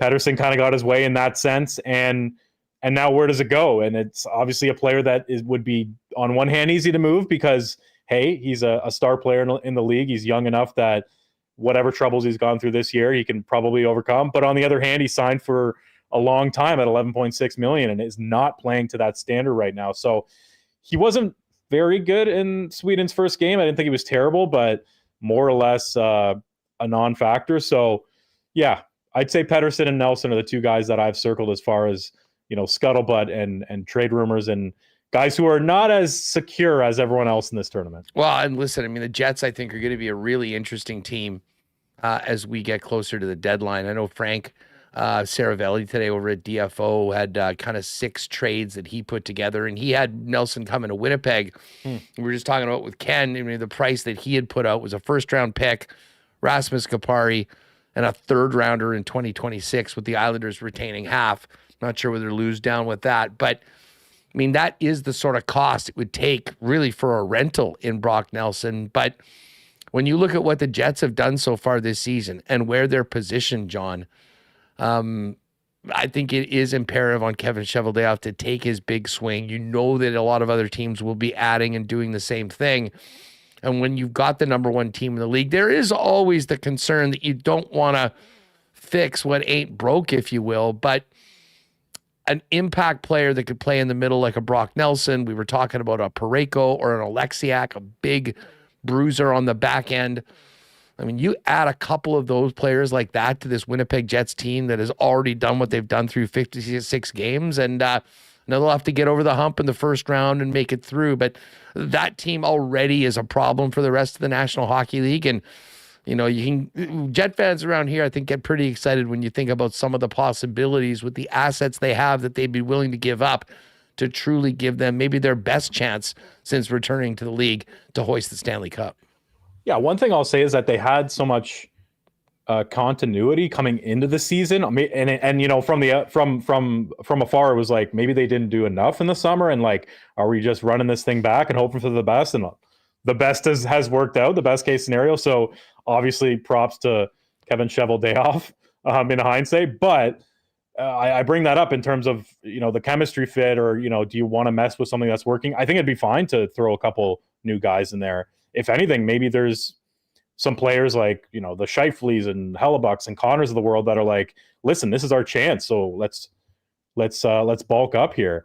And I think as much as I'm really interested in a replacement for Vlad Nemesnikov and beefing up that center depth, I think that the defense should be taken care of, like in terms of a priority. Like if you're doing one or the other, I'm sure they'd love to do both, but let's just say they can only do one. I would go towards shoring up the depth there, whether it's, you mentioned a Parayko or an Alexiak or someone else on the trade market, because I just feel like things fall off after 2 or 3 guys. And, we see it every year in the playoffs. You go in with, your top 6, your 3 pairs, and by like the third game, you're on to your 7th defenseman. By the second round, you're into your 8th defenseman. And I just feel like, although everything's gone pretty damn well this year in Winnipeg, like I think their defensive depth could come back to bite them. I guess the lack of defensive depth if they don't shore it up here towards the deadline. What's going on in the off day now that teams have practiced? Probably just a little dinner, walking around. I hear you guys got a ton of snow in Montreal too. Yeah, and like it's kind of ironic, I guess, where I live in Hamilton, which is basically Toronto, biggest snowstorm of the year, and I'm here in Montreal, and yeah, there's a ton of snow on the ground. And there was a big snowstorm yesterday, but I'll say that my cab driver was driving like he does this every day. The roads weren't cleared, and he's like, I don't care. Let's go. And yeah, basically a NASCAR race. I was thinking about my, crossing, doing the sign of the cross just in case kind of thing. But no, in terms of today, I mean, there were a couple practices, a couple availabilities, but it's been the one day where now, the media can take a load off a little bit. And, it's Valentine's Day. So I don't know where we're getting, our dinner spot, where we're going to go out after, but we'll Chez figure Paris, it out. probably. Nice romantic dinner. St. Catherine Street. You've been on the road with enough hockey writers that that we always find our way to like a karaoke bar or maybe the establishment that you just mentioned. Yeah, well, hey, listen, just the ladies of Montreal on Valentine's Day, beware, because the assembled hockey media for the Four Nations Cup has the night off, and then it's back to work tomorrow. Hey, just before we go, big one tomorrow for Finland and Sweden. And Sweden, with a point and a 3-point win tomorrow, still puts themselves in a pretty good position, knowing that they'll be in the final game of that tournament. And almost regardless of what happens between Canada and the U.S., if they were able to pull off a win, could probably get themselves into the final with 7 points if they can win tomorrow against the Finns. Yeah, I mean, that's a great point. And Erik Karlsson had this great quote after the Canada-Sweden game where he said losing in overtime after they had come back and erased that deficit and, gotten over that terrible first period, he called it a nut kicker. And I thought that was a great way to put it. It's like you think you're on track to beat this team and to start the tournament on this like epic ride, and you lose in overtime. But if you look back in terms of the standings, it's like, okay, them getting that 1 point, I mean, that might put them over the edge. It might hurt the Canadians more that they didn't get 3 points versus Sweden, having 0. So yeah, you make a really good point. And, Sweden versus Finland, it's kind of hard to put yourself in the headspace of a Scandinavian because we just, as North Americans, don't know a ton about them. But it sounds like the rivalry between those two countries is pretty intense as far as at least like friendly chirps and whatnot. And hey, the Finns showed up to that U.S. Finland game. Like there were loud chants. There were tons of sections of fans in the Bell Center that were purely Finnish. And I know there's been a ton of Swedes around too. Like, these countries are traveling to this event. So when those two teams get going and do eventually face off against each other tomorrow, I think that it'll be really fun to see what the chants are like, and even just these guys going head to head. And, you know, as much as like on media day, you see Teemu Selanne going past Victor Hedman and kind of shaking his hand, and then, you know, they're going back and forth and smiling. Like, on game day, that's no joke. It's two heated rivals, and if we're being honest, they have a deeper history than Canada US as far as hockey, and you know, I think, not that I know their histories very well, but I think there's been some other battles as well. Oh, for sure. I mean, listen, Canada and the U.S. is our rivalry. Finland and Sweden is no holds barred when these two teams get going. So it'll be a fun preview. I mean, that is sort of the curtain jerker tomorrow, and then we got the main event at night, Canada and the U.S., and then of course everything shifts to Boston for the doubleheader on the holiday Monday. John, great stuff, folks. Give him a follow on X at Matisz John, and fill us in. What are you cooking up for the score from Montreal? Yeah, so I guess the one thing that I'd like to promote is I'm working on a story on Brandon Hagel, one of the unsung heroes on this Canadian team, and you know, we're only a game in, but you know, if I'm projecting forward and predicting, I think you want to keep an eye on that all Lightning line, and especially his puck pursuit, and just the trust that John Cooper has in him, and how that's going to build over this tournament as far as his ice time and as far as his impact on the chances of Canada going all the way. So that's the one, I guess, different feature that I'm working on that people should check out on my Twitter feed there. Well, I'm sorry we'll miss you in transit, but have a great time tomorrow. I can't think of any better place to be than in the Bell Center tomorrow night for that hockey game between Canada and the U.S. And fingers crossed we'll get a rematch between those two teams coming up on Thursday in Boston in the final of the Four Nations tournament. John, have a great one tonight. Take it easy, buddy.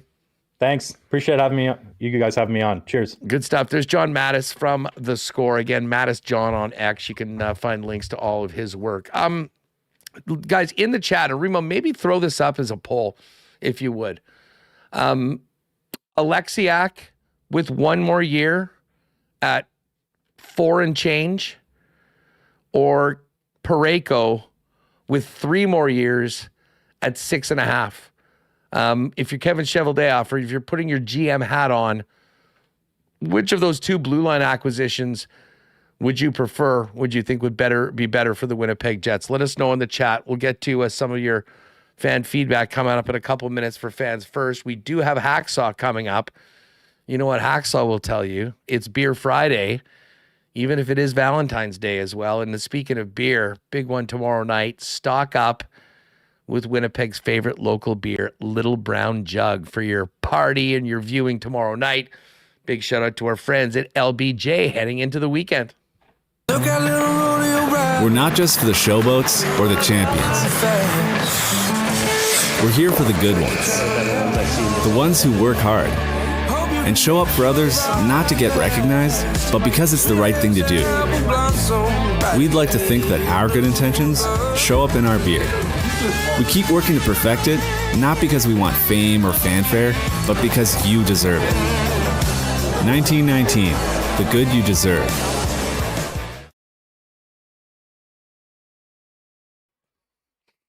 All right, shout out to LBJ.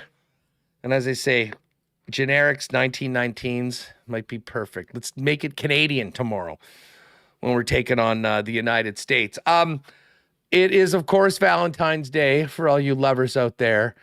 How about you pizza eaters? Today's a great day to get down to Boston Pizza or order online the heart-shaped pizzas, which, of course, are supporting the Children's Hospital Foundation of Manitoba. Again, supporting the HSC Children's Hospital. Heart-shaped pizzas are back at BP today. They're available in all of your favorite toppings. And $1 from every pizza sold is going to support the Children's Hospital Foundation, as well as $1 from every salted caramel panuki. If you haven't tried them, they are phenomenal. Great excuse, support the Children's Hospital by eating some great stuff from Boston Pizza. The goal for our BPs is to raise $100,000 this Valentine's for the Children's Hospital. And of course, if you're in store, make sure to grab one of those paper heart donations because 100% of that goes to the charity as well. The heart-shaped pizzas available for dine-in, takeout, and delivery. You can call 204-925-4111 to order. Share the love on Valentine's Day. Support the Children's Hospital Foundation and order a heart-shaped pizza from our friends at BP. And of course, BP will be a great spot to be for tomorrow's big Canada USA game. And speaking of that game, I know we mentioned this earlier on, incredible demand for the Canada jerseys for the Four Nations. Royal Sports has been selling them like hotcakes, but there are still some, especially in some smaller sizes. So if you want to get ready for the rivalry game tomorrow night, get on down to Royal Sports. They've also got some hats and hoodies. I saw a nice Q-zip as well that they've got there for Team Canada. And of course, when it comes to the best in fan wear, it's always Royal Sports. Check out all these hats. Everyone talking about my hat today. I picked that up at Royal last week. Got amazing, so many cool, exclusive collabs with New Era and the Winnipeg Jets that they've done over at Royal. So that's all there. New bomber gear coming in as well. And of course, it's still the OG original hockey superstore. 50 years family owned. Royal Sports, get on down there before the game, 750 Pembina Highway. And follow them on Instagram at Royal Sports Winnipeg for the latest merchandise drops and sale information. All right, Hacksaw's coming up in just a minute. Looking at the chat right now, let's get to the fan feedback brought to you by Fans First at fansfirst.ca. Fans First, the only ticket resale service with no fees. What you see is what you pay, and the favorite choice of Jets ticket holders and season ticket members for selling tickets if they can't make a game. Heading on over to it now, Russ Lowen says, couldn't do both Nelson and Parayko without losing a lot. That's true. And a lot of people saying, maybe both when we're talking about Parayko and Alexiak. I still think they'll probably look to spread the wealth. One add-on D, one add-on up front if possible. But a lot of people really liking Brock Nelson and what that would cost. Lukeman says get both. And Phyllis is just enamored with the salted caramel panuki from Boston Pizza. 6'7" with a snarl. That's what I want to have here, says Phyllis. No, we're talking about Jamie Alexiak on that one. So keep your thoughts coming in the chat to fan feedback. And of course, if you're listening on the podcast, you can get us your thoughts on fan feedback anytime at Sports Talk WPG. Fan feedback brought to you by Fans First, by fans, for fans, no fees. All right, we'll open up marbles in a few minutes, so pay attention to the chat. Right now, though, let's welcome in Lee Hacksaw Hamilton for the NFL Notebook I did not want to have, because I finally have to talk about the Chiefs, not just losing a Super Bowl, but getting absolutely massacred. Hacksaw, what's going on? Let me start by saying, nice lid. Back in the day, throwback, my era, World Hockey Association, nice lid. Well, thank you. The Jets have been wearing the Heritage jerseys quite a bit. I think there's a lot of us that would love to see them wear them in the playoffs as well. But you'll see a lot of these around Winnipeg right now. Hey, listen, just before we get to the NFL, Hacksaw, have you been watching the Four Nations? What have you thought about these first couple games and the monster game that we'll be watching tomorrow night? Canada, USA at the Bell Center in Montreal. Hustler, what day of the week is it? Is it Saturday night yet? Beer Friday. Is it Saturday night yet? Just electric. And I have a memo to Gary Bettman, NHL. All-Star game, good night now. Let's just replace the All-Star game with a global tournament every year at midseason. And I'd like to see it expanded. Not just Sweden, Finland, Canada, Team USA. Let's form a January or a February game in place of the All-Star game. And let's just have Team USA, Team Canada, Team Scandinavia, and Team Europe. I'd love to see the Russian great players who unfortunately are taking a global beating because of what's happened in the war in Ukraine. I'd like to see those guys have their own team and maybe have them skate under a Team Europe concept. Well, you know what I heard today? You know what I heard today? Just not to interrupt Hacksaw, but I mean, obviously the geopolitical situation has had Russia banned from everything. I think the NHL within their players wanted to have the Russians participate. And I heard today, and I can't remember who said this, that both Sweden and Finland said, if the Russians are in, we're out. So that's going to be an issue depending on how things move forward. And we don't know what the Olympic Games will be. But we did get the announcement from Gary Bettman. You're going to get half of what you asked for. Well, I think the concept replaces the All-Star game, which a lot of people don't get much oomph out of. This is really special. It's the best. And it's going to happen now every second year. Yeah, so and these games, the way it's structured, these games are wide open, end-to-end skating. There's not a lot of thuggery there. Yeah, there's checks, but there's not a lot of cheap shot stuff. There's no Ryan Hartmans of the world on the ice. So at the end of the day, this is just another thing that the NHL and the union, I want to see the Players Association throw their support behind this.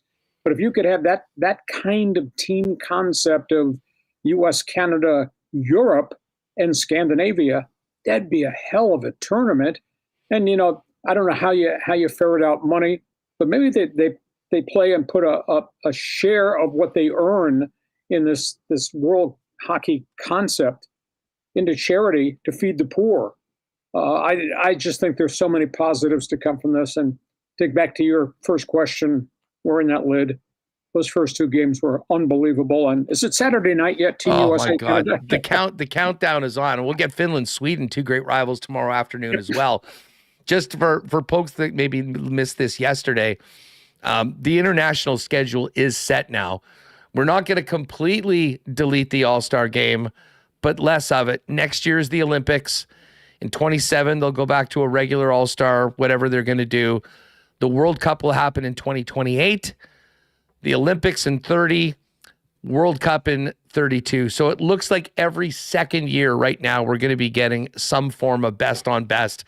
But Gary Bettman did say, you know, in the World Cup in 2016, they had the Team North America, which was the young players, and they had that Team Europe. They're going to stick to the countries and let them put their best together, and I guess they'll determine the top six. It is going to be expanded as well, I believe, to 8 teams, which will get a lot. The big challenge is going to be, you know, if you're a team like Switzerland or Germany, there's not enough NHL players to be in that. And at this point, a lot of those national players that are playing in Europe are getting into their playoffs. And with it not being a IIHF event, there is questions as to how they'll be able to stock their teams. But the bottom line, it doesn't get much better than this. Certainly better than tomorrow night. And hopefully a rematch on Thursday in Boston for the Four Nations Cup. Lee, what did you make of the Super Bowl? I mean, listen, you know I'm a big Chiefs guy. It sucks that they lost, but the way that they lost, just an absolute steamrolling by the Philadelphia Eagles, who, you know, 3 weeks ago were staring a blown lead with the Rams coming down 6 late in the game. And then after they got past that game, it was a cakewalk. Well, I'm surprised you came to work this week. I thought you'd be on the disabled list mentally and physically by virtue of what happened. But that being said, you know, last Friday when we did the notebook segment, you asked me who I thought was going to win. And I just said too much green, too much offense, too much defense. And that's how they won the game. They sledgehammered that Kansas City defensive front. The Chiefs committed a ton of guys to try to slow down Saquon Barkley. But what happened was they kept running Barkley. They had to keep those guys in the gaps and all that to try to stop the run because he bust one on them. And their secondary, KC's secondary, just kind of fell apart. I mean, that's why the quarterback threw and ran for 292 yards. So that was one item. And the other item that I mentioned, I was really concerned about the flaw in that offensive line, left tackle, right tackle. And just look at the pressure on Mahomes. I mean, the 6 sacks, 9 pressures, 15 hits. So it was just unbelievable how much traffic was in front of him. And I think the intangible thing that we found out is they found a flaw in Andy Reid's system. Because the only way, if you have problems out on the edge blocking, the only way to solve it, Hustler, is you bring H-backs and tight ends inside and you line them up to help those tackles. Well, who's on the Kansas City roster at tight end? All these guys that catch the football. They don't have any legitimacy, tough guy H-back blockers that could have helped that left tackle, right tackle. So Kansas City, this has been a great run. Success to them, what they've accomplished to get there 3 years in a row. That doesn't happen in modern day NFL football with free agency, injuries, retirements, the salary cap, etc. So salute them for that. This is the changing of the guard. But Philadelphia, just too many guys wearing green, and they figured out everything Andy Reid had. And, the confused look on Andy Reid's face during the second quarter and the glazed look on Steve Spagnuolo's face that he couldn't design anything defensively to stop these guys, that was stunning. I mean, when in your lifetime did you think you and I'd ever talk about a game in which Andy Reid would have 1 first down in the first half and 20 yards of offense? No, it was inconceivable. And you know what else was nuts? I mean, if I told you before the game that Saquon Barkley would be held to like 2 yards a carry and would not break anything, you'd probably think, wow, okay, well, the Chiefs probably got it done. I mean, you nailed it, Lee. It was that defensive line and the inability to block and the fact that they never had to blitz. Very similar to the way the Giants beat the Patriots in those 2 Super Bowls. Rushing for, getting to the quarterback consistently, and having 7 guys back able to handle anything that's coming out of the quarterback's hands. And it was a very, very painful day for the Chiefs in pretty much every aspect. You think Kelsey plays next year, or was that it for Travis's? I mean, listen, the numbers, his accolades speak for themselves. I really thought that he probably was done. I'm now sort of reconsidering that just because it's a tough way to go out, but the sting will wear off. He still has all those Super Bowl rings. Like, where are you at on Kelsey continuing his career? Well, that game they doubled him. They dropped linebackers in front. They had a safety over the top. He had no room to run. He could not create what he was doing, and Mahomes had no time on top of it. So, I mean, everything that could have fallen apart for Kansas City fell apart, including the inability of Kelsey to get open. But that's because Kelsey had all this traffic around him, and Mahomes had all these people in front of his face. So it's tough. He made a comment this past week on his podcast with his brother, just about the wear and tear factor. I mean, you look at all the extra games that Travis Kelce has played over the last 7 years since Patrick Mahomes has gotten there. It's like the equivalent of another full football season. So there's a wear and tear factor there. But I think once you step away from it, once you go on vacation with Taylor Swift to Cancun, he'll come back, batteries recharged. He's still got time left on the clock, and I think that's the competitive person in him. So I think he'll be back. I do think as January turns to February and we get to free agency that starts the 1st of March, you and I are going to be talking about roster changes in Kansas City. They're going to have to go fix that offensive line thing, which has been in deterioration for probably about 2.5 years. So I think that's where the brightness of Brett Veach comes into play. They're going to go find some more people to put out on those bookend tackle spots to help Patrick Mahomes. Lee, as far as the head coaching carousel, it finally was completed when Kellen Moore won a Super Bowl and then inked himself to be the next head coach of the New Orleans Saints. So Pete Carroll's in Vegas with the Raiders. You got Ben Johnson going to the Bears, Aaron Glenn with the Jets, Mike Vrabel taking over his former team, the Patriots, Brian Schottenheimer being promoted with the Dallas Cowboys, Moore, and then Liam Cohen, who ended up going, not going, and then going to the Jaguars. Just of that list, who nailed the coaching search and who leaves you wanting more? Raiders, Pete Carroll, he's a magnet for players. And of course, they cleaned out the front office, but Tom Telesco, the general manager, who'd only been there 10 months, left them with 10 draft picks and $107 million in cap space. But he also obviously left them with a hole at quarterback and a hole at running back and an awful lot of young football players. But Pete Carroll, with Chip Kelly as the coordinator, will be a magnet to get a unique quarterback in there. Bears, Ben Johnson's, I think he's going to have a huge impact on Caleb Williams. They're going to have to fix the offensive line situation, but I think the team just collectively underachieved last year around the kid quarterback, and the kid tried to do too much. So I think that'll be a good mix. No doubt that it's Aaron Glenn's team coming in the front door with a new general manager with the Jets, which is why Aaron Rodgers is going out. That means there's going to be a significant rebuild there with New York Jet football. Vrabel changes the culture in New England, but that being said, Hustler, they need player help. My God, you just pull up a depth chart of the Patriot roster. Please tell me who the playmakers are, aside from the kid quarterback Drake May, but they're going to need a lot of players there. The Schottenheimer hire, I mean, he comes from great bloodlines. Marty was just a great coach and a great gentleman.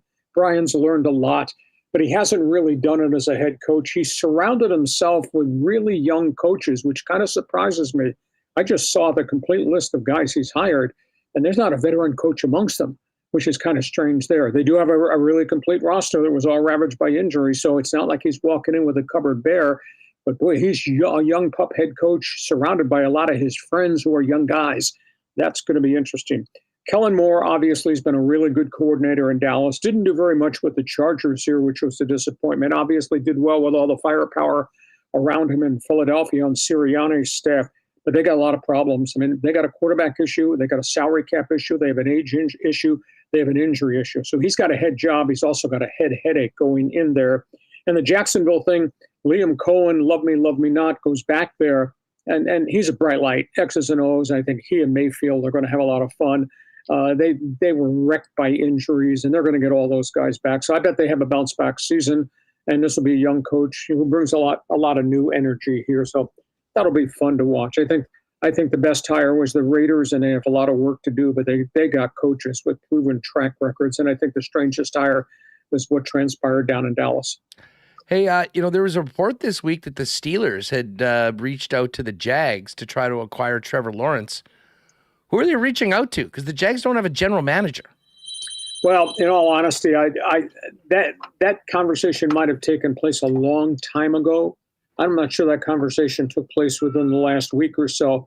So at this point in time, Pittsburgh they're going to go get another quarterback, and I do believe Russell Wilson will exit. And I think they're going to put their dollars in front of Justin Fields and try to grow him whatsoever. But as February gets to free agency in March, it's going to be fascinating. Aaron Rodgers will be available. I might be in the minority. I think he's still got gas left in the tank, and I think he's so pissed off about the way this whole thing with the Jets ended.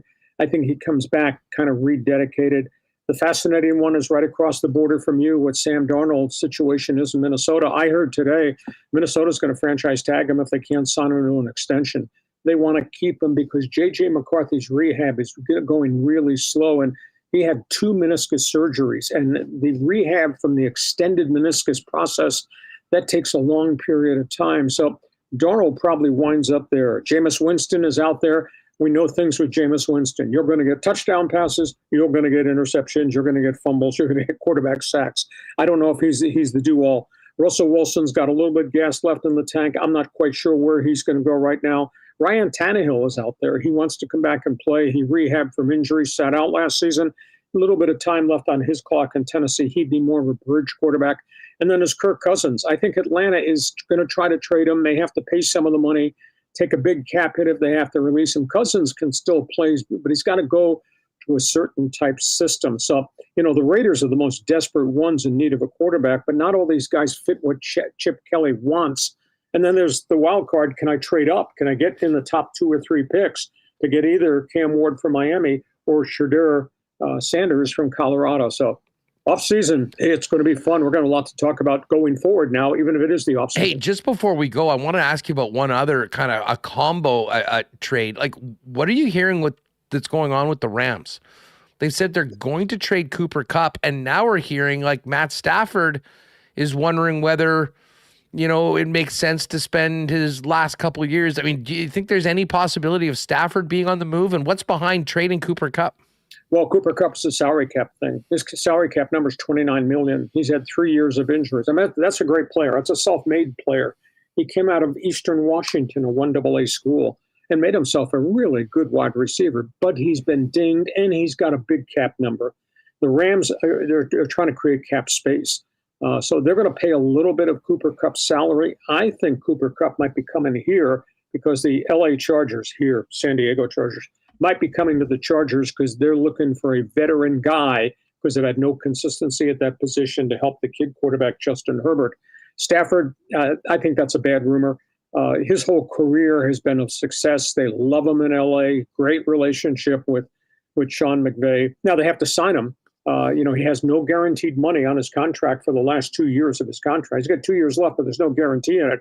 They're going to put guarantee money in it, maybe be a big money deal with an option after that to replace the non-guaranteed money. But I don't think he's going anywhere. And I don't know where that rumor is coming from, because I don't think it makes any sense. He is the heart and soul of Rams football, so they're not going to cut out the heart and soul to do something else. Hacksaw, great stuff as always. Enjoy the game tomorrow night. There's only one thing to watch Saturday, and that is Canada, the USA. And then hopefully we get a rematch next Thursday. And when we talk next Friday, I will be talking to you from Boston, hopefully after a thrilling final between these two teams that we'll see tomorrow night. If you're a hockey fan, though, you're right. I mean, it doesn't get much better than this. Can't wait for the game tomorrow. I hope you enjoy it. Have a great weekend. Yeah, exactly. And listen, you'll be sitting there with your 1919 in a frosted mug. I'm going to go find some Molson's Canadian and have that with my frosted mug. Is it Saturday night yet? Nice lid. I'll catch you next week, man. Have a great sports weekend. Thanks. Thanks, Check out the website, LeeHacksawHamilton.com, and make sure to give a sub on YouTube to Hacksaw's channel with some great programming throughout the week. All right, let's do last call for marbles, everybody. If you just popped in, we've still got a couple minutes to get your bet in, or your exclamation mark marbles. Get your marble in, if you will. Big Valentine's Day race coming up. Looking forward to the track that Michael Remis has selected. But we'll get Reem back in here, and we'll get over to the Coolbet lines. And, but before we get to the hockey, all you Rockheads out there, curling fans like myself, we got the Scotties beginning tonight. And Coolbet is the best place to wager on curling. We've got full futures right now for the Scotties Tournament of Hearts. No surprise, Rachel Homan is the big favorite, minus 250 to win the event as the Team Canada.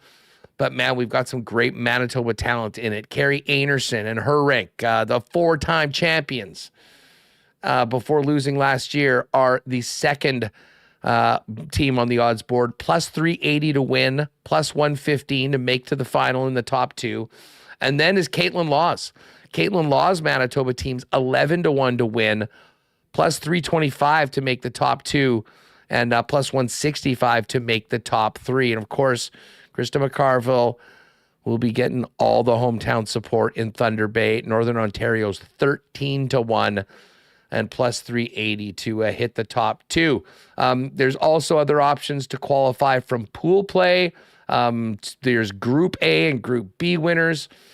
And the exact final outcome's interesting. Plus 250 on Canada to defeat Anerson. I'm such a Carrie guy. I mean, it's hard to do that, but tell you what, it's also hard to bet against Rachel Homan right now. So check it all out. There's over-under on pool wins for the teams as well. So many options, but you got to get them in before 6 p.m. when the first rocks are thrown in the Scotties Tournament of Hearts. For tonight's matchups, we don't have any of the Manitoba teams in action.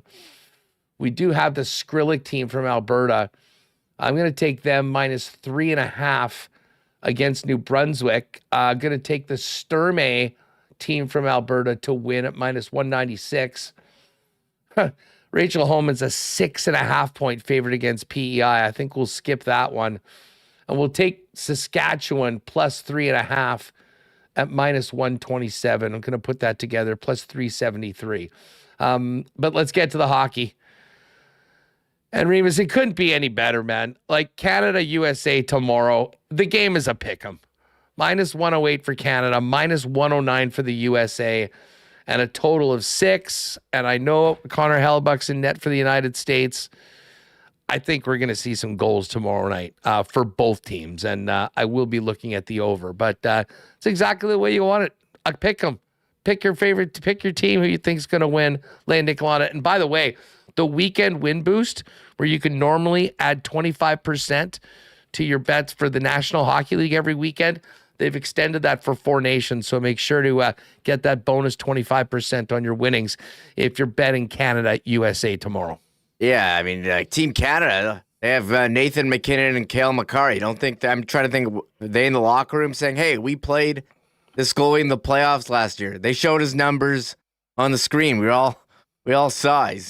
Are they saying he's not that good? Here I have to sit here, us, and say why Canada is going to score so many goals on Connor Hellebuyck.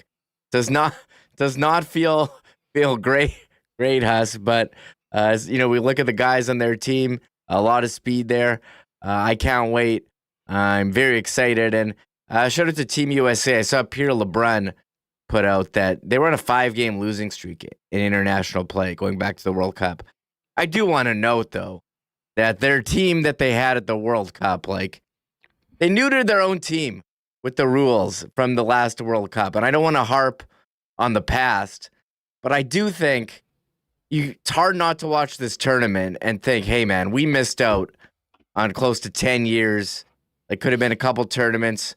I don't know, who do we have to blame? There's probably a number of parties go around, but let's live in the now. Canada, USA tomorrow. The players are certainly hyped.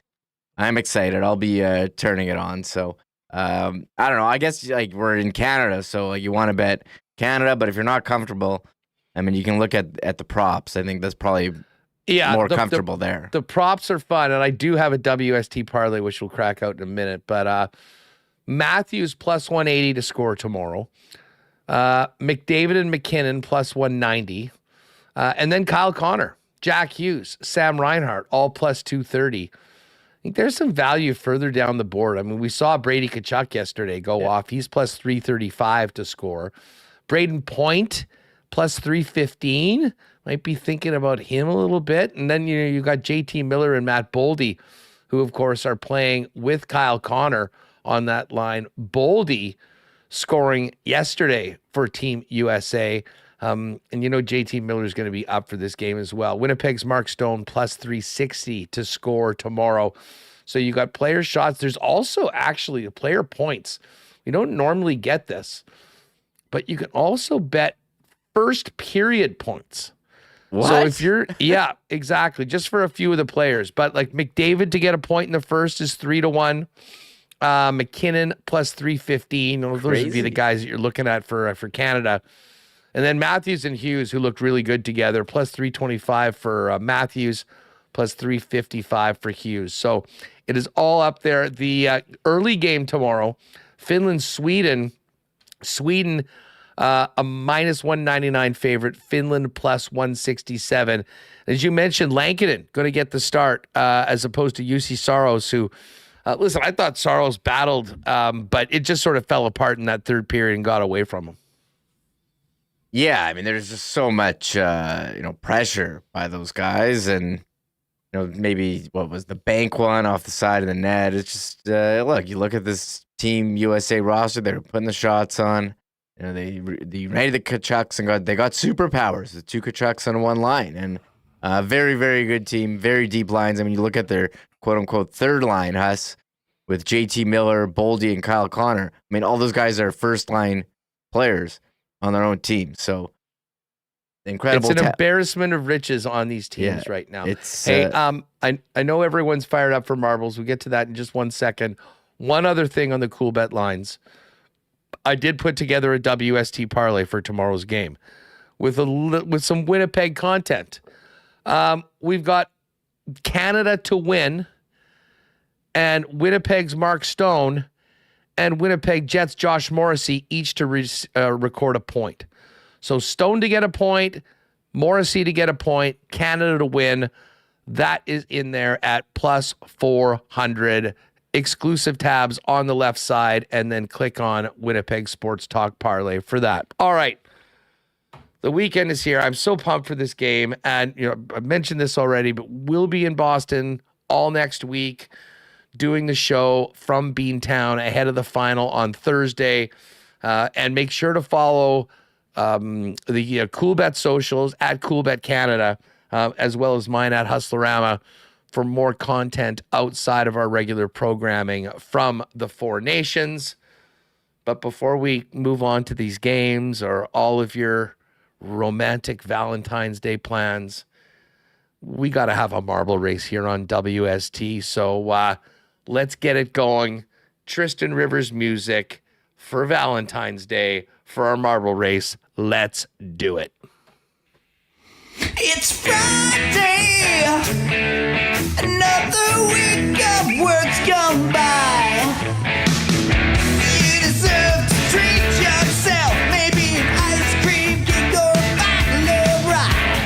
For the whole day and so lax you can't deny.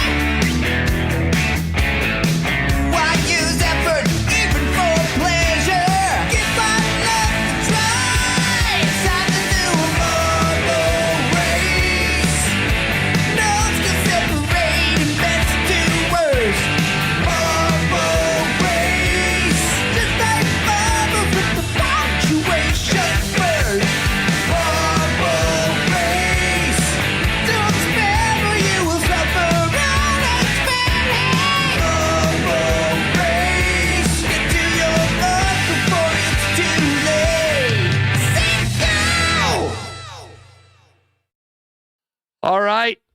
Love is in the air, and marbles are going to be going down the track. Remis, what do we have for the track today for February 14th heading into this weekend? Okay, I found a Valentine's Day themed track that was very good. It wasn't the longest, so people may not like it, but I think I have to do it because we won't be able to do it any other day. It was a really good track. The only maybe downside was like length, but it was. Hey, listen, good we track. do one of these every week, every now and then, a shorter but themed track.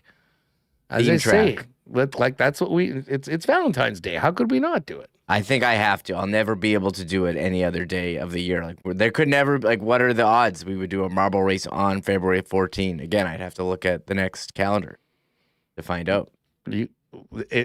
Precisely. So today, maybe a little shorter track, but it is a Valentine's themed track. How many marbles are cooking up Let today? me fire. Whoa, 270 marbles. People are Nice. coming out. People are fired up for the Four Nations.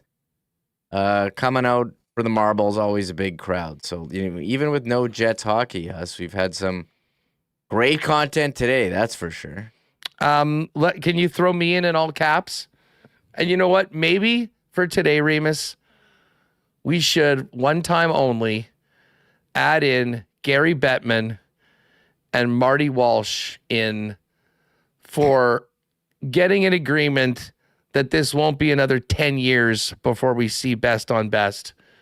Be interesting to see who does better between the head of the PA and the commissioner of the National Hockey League. And as I said, they look very, very together. Not necessarily romantic, but there were some bro hugs between Marty and Gary announcing that we're getting best on best every 2 years.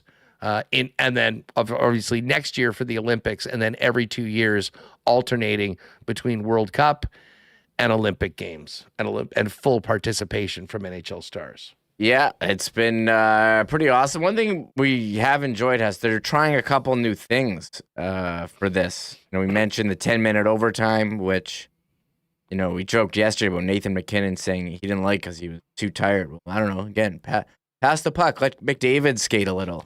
Nate, you don't need to go 200%. There's some other good players. The puck hog narrative of McKinnon coming out of that first game was just the funniest thing. And it's a real thing in Edmonton, though. There was a lot of Oilers fans that were bent.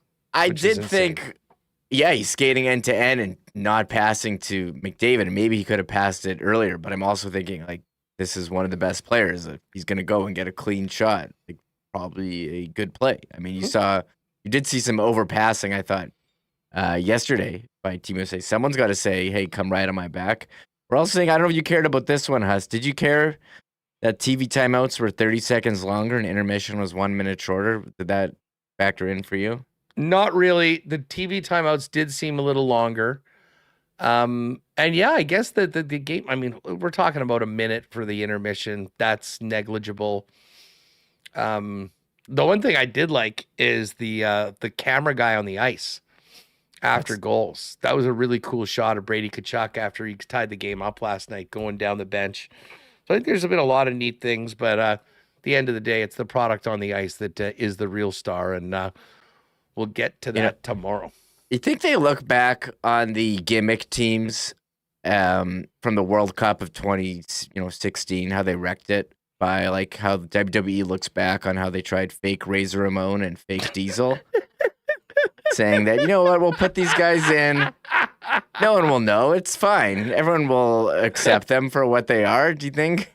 Do you think? Incredible analogy. Incredible analogy. The fake Razor Ramon and fake Diesel. That's what I think. The fans kind of rejected it. Like they rejected fake Razor and Diesel. You can't just put in gimmick teams and have fans treat it like a best on best. No, listen, I mean, that was a fun tournament and Team North America was cool, but it just took away from the integrity of what these events are supposed to be. And that is every country lining up their best possible team and going at it. So I don't know. We've talked about it before. The good thing is tomorrow night, we're getting the best of Canada and the United States.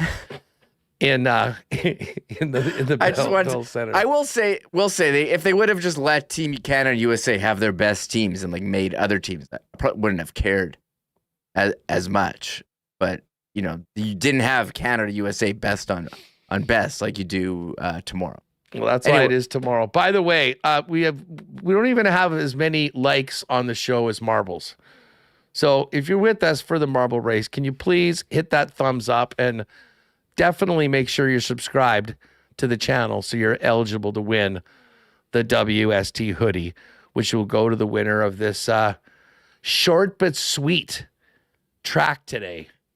Valentine's Day theme. Let's do it. It's marbles time on Winnipeg Sports Talk. Yeah, I do want to say I got my wife flowers for Valentine's Day, and I guess she doesn't really like flowers. She's like, why'd you get me anything? You wasted your money. Wasted our money on this fake holiday. I got her like flowers and chocolates and a card. It's like, what a waste of money. Had you always done that in the past, or you just decided you need to step it up this year? I think I used to do it, and she would get mad, and maybe I stopped. And you forgot about that, and then I did it again. No, then I just stopped doing it because she said she didn't want anything. And then she's like, well, you don't care about me? You didn't get me anything? So I'm like, okay, well, I'll try to do something. And then you can't win here. No, it's a no-win situation, but who knows? I'm not even going to touch it. I hope everyone has a great Valentine's Day. I will not editorialize in it, but to all of you, especially the ladies out there, good luck in today's marble race. I guess flowers, like you put them on your table for like a couple of days and then throw them out once they get bad. I mean, she's not wrong. She does have a point. Yeah, I mean, some women love them. I'm sure some men love them. They're kind of nice on the table. Like it's gonna look nice for sure. And you go by and you think about the person you love or who got them for you. But probably 30 seconds until one of your kids destroys them as well. But hey, it's just part of the game. All right, let's do it. MC Sormy. Celebrate Singles Day with me where you don't have to buy into that BS. Yeah, listen, happy Valentine's Day to all the singles out there as well. It's a good night to go out, maybe. Meet someone. You never know. Could change your life. You know what else could change your life? Winning the WST marble race. Few things will bring you more pride, adulation, attention than being a marble race champion. And of course, it will also bring you a special WST hoodie, courtesy of our friends at Shipham & Associates. Look at this. We got the big heart. Love is in the air. We got over 270 marbles for this Valentine's Day race. It's gonna be a fast one. You got to have a good start. We are at the starting blocks. Happy Valentine's Day to all you lovers out there. May the best marble win. Let's go. Race time on WST. All right. Huge race. Who's out first?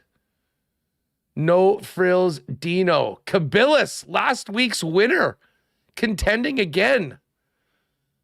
Trevor Red Ranger, a multiple winner in the past, looking quite good. Sean Clark in the mix. Here we go. Big, big run through the heart. And now into a small funnel. Who do we got here? Matt Hyman, MC Stormy is in the lead. No Frills Demo back in the lead by just a little bit. Well, Jack Toon just got popped. Amanda Penner as well. But looks like Matt Hyman actually is looking quite good. Will Matt be able to negotiate that one? Yes, he did make it through. Matt's got the lead. Will he be able to finish? Let's see. Tristan Rivers music coming up. No Frills. Jet Oil Tom. Jay Miller also there. Matt has slowed down. Matt is being caught, but no. Matt has resumed moving, and Matt is back in the lead right now. Now we see Kenny's water bottle on the left side. This is a different route. Again, new track, Valentine's track. We haven't seen it before. We're coming down. This has been a great track, Reem, actually. Yeah, so they have to get in this hoop here. So Matt Hyman's going to go. Okay. Matt is first. Will Matt be able to close it and make it happen? Matt Hyman in. No! No, he's in. Oh, he did get it. I thought he bounced off of it. No, he's in. Matt, wow. I don't know if Matt's ever won before. I don't think so. He's been in before. A great top 10. Matt Hyman. Kenny's water bottle coming up in second. I thought Kenny's actually did one. Ringer 1972. Sean Clark in fourth. Oh, bravo, Bry. Bravo, Bry's ready for Valentine's Day with the top 5 performance. Luis Estevez, number 6. Dave Asplin, number 7. James Borgford, 8. Mary Jane. Great run, Mary Jane. Top 10 finish today. And Slick McGuire. The top 10 for today's very romantic marble race for WST. There you see it. Matt Hyman is the winner. Well, let's fill up and see how we did. Interested to see who won between Gary Bettman and Marty Walsh today. There's Val, Randall Anderson, Jet Oil Tom. Jet Oil Tom had a nice run. It was great to see him at our game last week. Continue down. There's Tracy O. Bart Oman. I know Bart's coming to the whiskey event coming up next on the 27th. There's Hockey Mom, Andy. What do we got here? Pretty and Pionk, Doug Phil, Wicked John, Miller Time. There's Amy Wiebe. Dan Jets fan. Jeez, I'm down today. Where are we at? CFL 60 OG. What's up? Royal Sports, Rick Benson. Tough scene today. There's Ross. Ty Petcow. Maybe I got knocked out. All caps Kyle. He got knocked out. Running Man. Oh. May have put I don't know. I didn't see it. Gregory. Maybe we missed it. Just go back up to the top if you would. I just want to look for myself and Shorn for our bet. Randy D. Randy River, the poker king of WST. What a win he had. Oh, there was Amanda. Jets. Mr. V-Dub. VR Montenegro. Rob Pepper. Oh, maybe I didn't get in today. Maybe I screwed it up. And I didn't see Bozeman either. And I don't see Gary. So, but anyways, I wasn't in today. That's too bad. I got the DNC did not compete, not a DNF for not finishing. Anyways, that is going to do it for us, everyone. Long weekend. Monday, no show because Canada's going to be playing Finland at noon our time. And then 7 p.m., USA, Sweden. Tuesday, Lock Shop at noon, live from Boston, myself and Dustin Nielsen. Sure, Dusty will jump on WST at some point next week. And then We will be live with Winnipeg Sports Talk from Boston all week long. So make sure to join us. I'm looking forward to you. What's the word, Remis? Are we getting some? It's possible that I forgot to add the name. I think I didn't. I don't think I added the names here from today's. It was last week's names. Wow. Well, listen, we'll. I don't mind giving Matt Hyman a hoodie, but I mean, I think we may have to rerun that track. You want to do the same track or a different track? Let's just do the same track with the other names if you can. Sure. Let's just redo it. Okay, we'll do a redo. Unprecedented. The list was not changed properly. Yeah, I did. So it was we're last getting- week's list. We are getting more marbles for you today, folks. We are, in fact, not done yet because we need to maintain the integrity of the marble race. And due to some technical difficulties, we did not have everyone's marbles in today. So we're going to do it again. Same track. We just got to see it. If you didn't see your marble, don't worry. You will be in. I, like you, was not in. Yeah, you weren't in. Yeah, you weren't in. Gary Bettman and Marty Walsh weren't in. So a lot of people in the chat probably weren't in, but we do have a lot of repeat viewers. So Matt Hyman, he's here all the time, so I'm happy to give him one of the hoodies. Yeah, listen, it's not the end of the world. Shout out to our friends at Chipman Associates for their support of WST with these hoodies. So Matt, good news. You're still a winner. But even better news for all of you that didn't see your marble or just didn't have a very good performance. We're doing it again. Here we go. Love is in the air. The real marble race today for WST. Fire it up, everybody. Here we go. As Remis said in chat, he is all about integrity. Where the marbles are dropped. Let's see what happens in the rerunning of today's race with the proper marbles. Oh, Ross Ransby with a nice start. Roscoe looking good. Who else is up there? David Smith, Schickster, Michael Sofer, Presley, I see, looking good. One of the Royal Sports accounts in there. So David Asplin, Schickster, Coach Mike, Michael Sofer, all right there into this funnel. Schickster, our pal, one of the great employees of Canada Life Center and friend of WST. Great to see him last week at the game. BA just got bounced. Same with Candace. Now we're getting a few that are getting popped right now. Ernie Thiessen, Mike Thiessen, Darcy, Marshall Caron. Kind of a slow pace right now. But Joel is in first. Ken 007 and Big Daddy Brent. Oh, Tyson Ducharme. Tyson, what's up for Valentine's Day tonight? Rookies? Maybe the Spike?